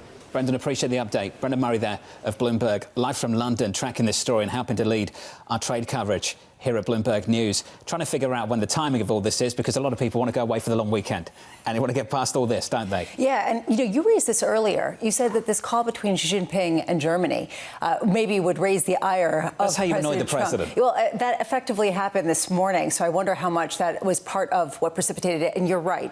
People want this to be done so they can go away for vacation, because most people do not want the volatility to increase right ahead of a long weekend. Not just you, all of us. All of us. Brendan teased it there, and I think it's important. Do you remember when Scotty B, do you remember that line in that post, was going over to Geneva, and he put out that post on social media and said, 80% tariff seems about right. And we're all sitting there thinking, OK, where's this 80% coming from? And it was to frame the negotiations going against Geneva. And I just wonder if he's doing Jameson Greer a bit of a favour here before this phone call with the Europeans. Well, that might be one hopeful scenario, especially for people who want to go away for the long weekend and not necessarily totally rejigger their portfolios. But it does seem like he tends to take a much harsher line than the actual people on the ground who have to make the deals. You've got to be super open-minded about this moment, as the last month has proven time and time again. Joe Davis of Vanguard joined us now for more more. Joe, welcome to the program, sir. This was snoozy going into the weekend. It was going to be a quiet one. It's not anymore. What do you make of the state of play of trade negotiations at the moment? And what do you think it means, really, more broadly, for the U.S. economy? Well, again, thanks for having me. 2025 is feeling really like a dog year, just in terms of the uncertainty. I mean, there's a policy vortex here, and it's going to be a headwind to growth. We think this is part of negotiations. We thought we were seeing more stability in terms of the tariff rates and that they would eventually come down, which is why recession in the United States is not our baseline. But the headlines today certainly are unnerving and will continue to increase that uncertainty tax that we monitor closely. How do you understand exactly what type of downgrade to growth we could end up seeing from tariffs? How do you sort of gauge out the magnitude of tariffs and the knock-on effect of just how much it could hit growth? Well, you can certainly look at the drag on growth directly through the tariff rate. That could be as high as 100 basis points or 1 full percentage points if they would stick and only gradually come down. Then there's the second front, which is just the uncertainty. It's the volatility of the headlines, which can delay business investment, some consumer spending, particularly at the high end. Again, this points directly to what our market outlook was this year. We saw significant risks, particularly in the equity market, and we remain highly convicted on that view. At this point, we've seen a real kind of increase in volatility in the bond market as people get worried about both the respective increasing prices as well as the sense that you could get an increase in the deficit. I just wonder how much you believe, as John was saying, the silver lining of this morning is that with growth concerns comes a bid into bonds, and that actually is encouraging down the line, that there still will be that relationship. No, and again, that's actually central to our market outlook. We had almost a 20% overweight to fixed income, high-quality fixed income, just given some of the downside risk we saw, particularly for U.S. equities. You could diversify outside the U.S., but it was really fixed income as a ballast, high real or inflation-adjusted returns. We're having volatility at the long end, but it's still supportive of our market outlook. And again, we remain highly convicted in this volatile environment. Joe, can we just finish on the international allocation to European equities and international equities? A lot of people have changed their mind on that. I understand that's reinforced by the price action of the last several months since the start of this year. Joe, do you see good reason for that outperformance to continue through the year, particularly given the tension between the US and the Europeans this morning? Certainly, we have been, really of a secular view for at least 2 years that investors should be overweighting or certainly exposed to non-U.S. markets. Now, again, last year that looked out of touch, quite frankly. This year it looks prescient. But the thesis was twofold. It was U.S. valuations are too high, as well as the currency. A U.S. dollar had some downside depreciation risk. And again, we remain of that view. And, that could play out on a number of years. So effectively, our view was one of U.S. exceptionalism would get long in the tooth, and so diversify your exposure to equities. And I think we're seeing some of that play out. The volatility will go up and down on the dollar, but our view remains intact. Joe, appreciate the update, sir. Joe Davis there of Vanguard. On the trade situation and what it all means for markets, I'm pleased to say that Russell Brownback of BlackRock is with us around the table. Russell, good morning. Thanks for having me. Give us the constructive view for the U.S. economy this morning. Okay, so we have another dose of uncertainty this morning. But it's no different, really, from the last 3 years, where we had a historic Fed tightening cycle. We had a regional banking crisis that felt scary in the moment. Last year, we had a very acrimonious election. And you had these structural underpinnings in the U.S. economy, where in both 2023 and 24, the economy accelerated into the fourth quarter. Now, listen, we've got some real sort of fundamental headwinds, some stagflationary kind of evolutions that at the margin will reduce growth and maybe tick inflation up a little bit. But it's far from a recession from our call. And again, underestimate these points of resiliency at your own risk. Well, this is your point. It's really important. You believe that we are underestimating America's ability to absorb shocks. I just wonder how you're expressing that in financial markets at the moment. What are you doing? Yep. So in our multi-sector fixed income portfolios, actually, you've probably heard Rick Reeder say this is the golden age of fixed income. Actually, it's the golden age of income. And when you have a yield curve that's elevated and flatter than it's been historically, that front to the belly of the curve is this incredible opportunity. And then you can take what is really robust credit quality, put corporate credit, securitized assets together, and create a high-quality portfolio that yields 6.5% to 7%. And because of where you own your duration, you don't have all that volatility at the back end of the curve. So it's a super high Sharpe ratio portfolio. Who is it income for? And I ask this at a time when a lot of people are wondering exactly who the buyer base is going to be for this fixed income, given some of the international aversion to U.S. assets. Yep. So listen, I think the reality is we live in a world where there's too much money and not enough yielding assets. So there's $25 trillion of cash on the balance sheet of the private sector. That's more than all marketable Treasury debt. There's $220 trillion of private sector net worth. So when you think about the size of the global or the U.S. aggregate index at about 50 trillion, there's a reason credit spreads are as tight as they are. There's a wall of money that needs yield today. And when you think about the demographic trends and the increase in savers, this narrative that we're on the brink of not having enough wherewithal to finance our debt is far from reality. Okay, but given that, where is this wall of money going at times when you've got bond yields rising, you've got stocks selling off, and you've got the dollar weakening? Okay, so 70% of marketable Treasury debt comes due in the next 5 years. Every point on the yield curve 5 years and in trades at negative carry to cash, to the overnight rate. So where's the outrage? Honestly, that's a picture of more money than there are investable assets today. So this raises a question going forward. Is this a bet that can get carried over to duration? You said that this was something that you were avoiding. Is it basically that you see that as the riskiest period right now, the idea of that 30-year or 20-year Treasury that isn't very predictable? It's really a matter of valuation. So, actually, at the long end of the curve, when you've got the long bond at 5% and corporate bonds, high-quality corporate bonds at 6%, that's a really nice environment if you're a long-duration buyer like an insurance company or a pension fund. For us, you don't really get compensated for the implied volatility of being out the curve. So the sweet spot is to be in the front of the belly where you get almost all of that yield without all that implied volatility. For a 60-40 portfolio, for the 40 for your fixed income part, you use that optimized expression that I just described, and then you marry it with equities. Russell, looking at the spread right now between the supposed risk-free asset and credit at the moment, it's really tight. We were talking about Michael Hafner of Bank of America this morning about how tight Microsoft was trading to the government bond, to treasuries. And in some maturities, trading through it at the very front end of the curve. Typically, we'd say that was a lot of confidence about corporate America. That's why spreads are so tight. But this time around, people are saying it's the opposite. They're saying there's a lot of fear about treasuries and whether the US government is trading as a credit. You push back a little bit against that. Could you explain that a little bit more about what people are getting so wrong? Yep, so I think the risk-free curve is in equilibrium. It's twist-steepened since the election. I don't have my terminal in front of me today, but we were 444 on election day. I'm guessing we're right about there now. Front end's lower, back end's higher. Curves evolved in a stagflationary outcome. That makes sense to me. That's what you think this is, a stagflationary shock going through the yield curve? Yeah, a modest one, and that's what's reflected since election day.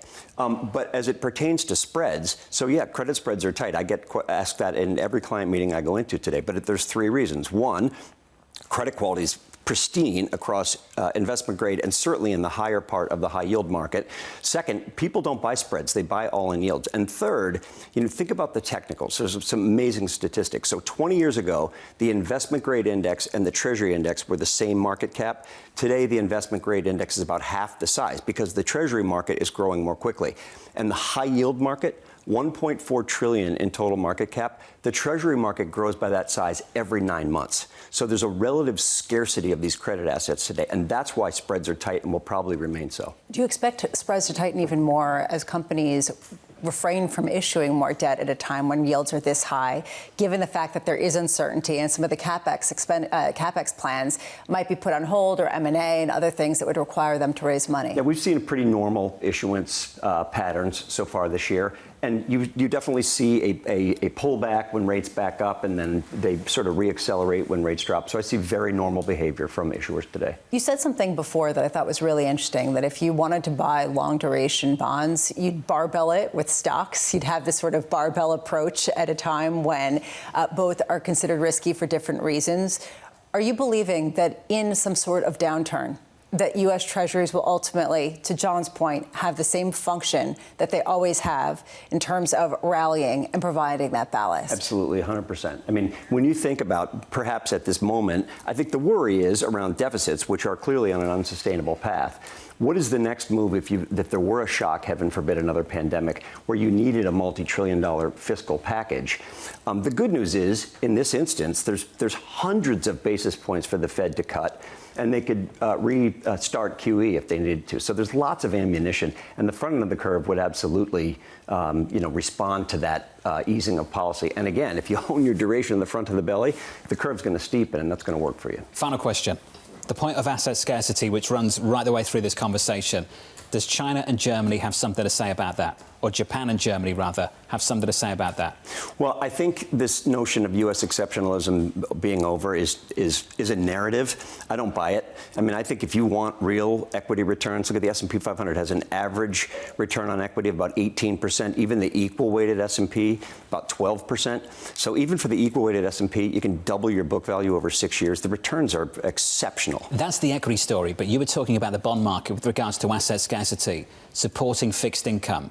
And what we see taking place in Japan might upend some of that. Taking place in Germany in years to come might upend some of that. How does that factor in to your thesis? So I think, the ubiquity of U.S.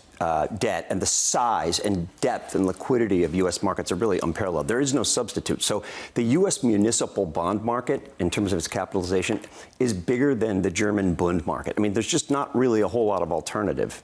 Russell, this was great. I could talk to you all day about this. Rick is banned from this show from now on. No way. Just want to speak to Russell Brownback at BlackRock. No way. Are you trying to create dissent back in the ranks at BlackRock? Rick's never banned. Don't worry. I learned everything I know from Rick. That's the best. I love Rick too. He just doesn't wake up early enough to come on this programme anymore. Let's give you an update on stories elsewhere this morning. Here's your Bloomberg Brief with Yahara. Hey, Yahara. Hi, John. President Donald Trump delivering a new slate of tariff threats this morning. He's taking aim at the European Union. Posting on Truth Social, he recommends a straight 50% tariff on the EU starting on June 1st. European stocks are weakening as a result. And here's the next one. President Trump also threatening Apple with tariffs, writing on Truth Social, I expect their iPhones that will be sold in the United States will be manufactured and built in the United States. If that's not the case, a tariff of at least 25% must be paid. Shares of Apple also falling 3.2% as a result. And Harvard just said it is suing the Trump administration over its move to block it from enrolling international students. The university saying the Department of Homeland Security violated its First Amendment and due process rights. Just yesterday, the Trump administration revoked Harvard's certification to enroll international students, saying it fostered an unsafe campus. That's your Bloomberg Brief. John. Yahara, thank you. Thanks for this morning. Have a great weekend. Up next on the programme, we'll set you up for next week, and we'll touch base with Tyler Kendall in Washington for the latest social media post from the President of the United States.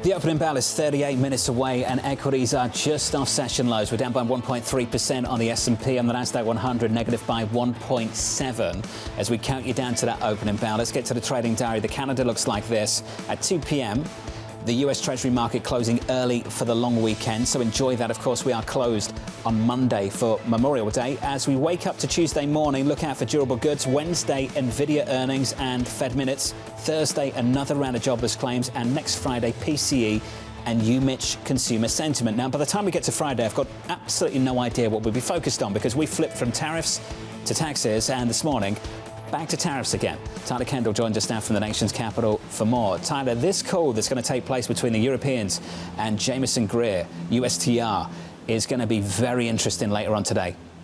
Yeah, hey, John, really closely watched, and it seems that this Truth Social post from President Trump will be setting the tone ahead of it, as President Trump says that there has been no progress made when it comes to talks with the European Union. Now, Bloomberg News had reported earlier this week that the EU did float to the U.S. this updated proposal that could have seen both sides gradually lowering their tariffs down to zero on some agricultural goods and industrial goods, but it appears that was not enough to move the needle in these negotiations. And we've been talking about it a lot on this program, but there's a few different complicating factors here, including that all the EU member states have to negotiate as a bloc, and that can make it really difficult to address some of those non-tariff barriers that it seems this White House is really focusing in on, with President Trump talking about value-added taxes and historically how the digital services taxes could play into this conversation. Tyler Kendall, looking forward to your reporting. Thanks for this morning. And have a great long weekend as well. Tyler Kendall there down in Washington, D.C. on the latest trade effort. I think we have to acknowledge that this is part of framing the talks between the US and Europeans a little bit later on today when they held that phone call. But I think we also have to acknowledge that this underscores the difficulties that the Europeans are having right now trying to negotiate with the US. There's been signs building now for a number of weeks that the US was unhappy with the Europeans. And it's not just because of tariffs, because we've heard from European trade representatives that they'd be willing to drop their tariffs to zero in return for the same from the United States. But it has to do with these non-tariff barriers like the VAT tax and some of the other restrictions around companies. And that's actually going to be a much harder sticking point. I do wonder if this uncertainty is going to take a real toll on economic activity. Torsten Slok just putting out a chart saying that even after the truce between U.S. and China, you have not seen trade really come back. The container ships are not leaving in greater numbers from China. It just highlights some of the concerns here about the economic blowback. Lots of guests have come on this programme, even this morning, and made the argument we're past peak tariff uncertainty. You and I both sat here and said, well, we haven't seen the damage. We haven't seen it hit the economic data just yet, and that still might be just around the corner in the months to come. Because the uncertainty is still there, at least for companies, and they're taking action as a result. Question is, how do markets respond to some sort of negative economic data, and how significant is it, right? If it's not recession, is it fine? At what point is it not okay? At what point does it become stagflation? And these are the questions that people are trying to parse through at a time where there's almost like a blunt instrument. Recession bad, anything else is good, and it's not clear that that's exactly the case. And where will we see that damage first? So many people have spent so much time talking about it potentially happening in America. What about Europe? What about China? What about the European economy? Which was the initial belief coming into this year, that the other economies, ex-U.S., would be hit much harder than the United States. And then in markets, that was totally flipped on its head. When we start to see some of the ramifications come through, you know, could we be in for another reversal? We've made it. You happy? Well, you didn't make it any easier. We've made it. Yeah, you were like, oh, long weekend just around the corner. Coming up on Tuesday, Steve Chevron of Federated. It's quiet. Tom Forney of Maxim Group, Nicey Group President Lynn Martin, Amanda Lynham of BlackRock. To all of you worldwide, have a wonderful weekend. And if you get a long weekend, have a very restful one. From New York City, thank you for choosing Bloomberg TV. This was Bloomberg Surveillance.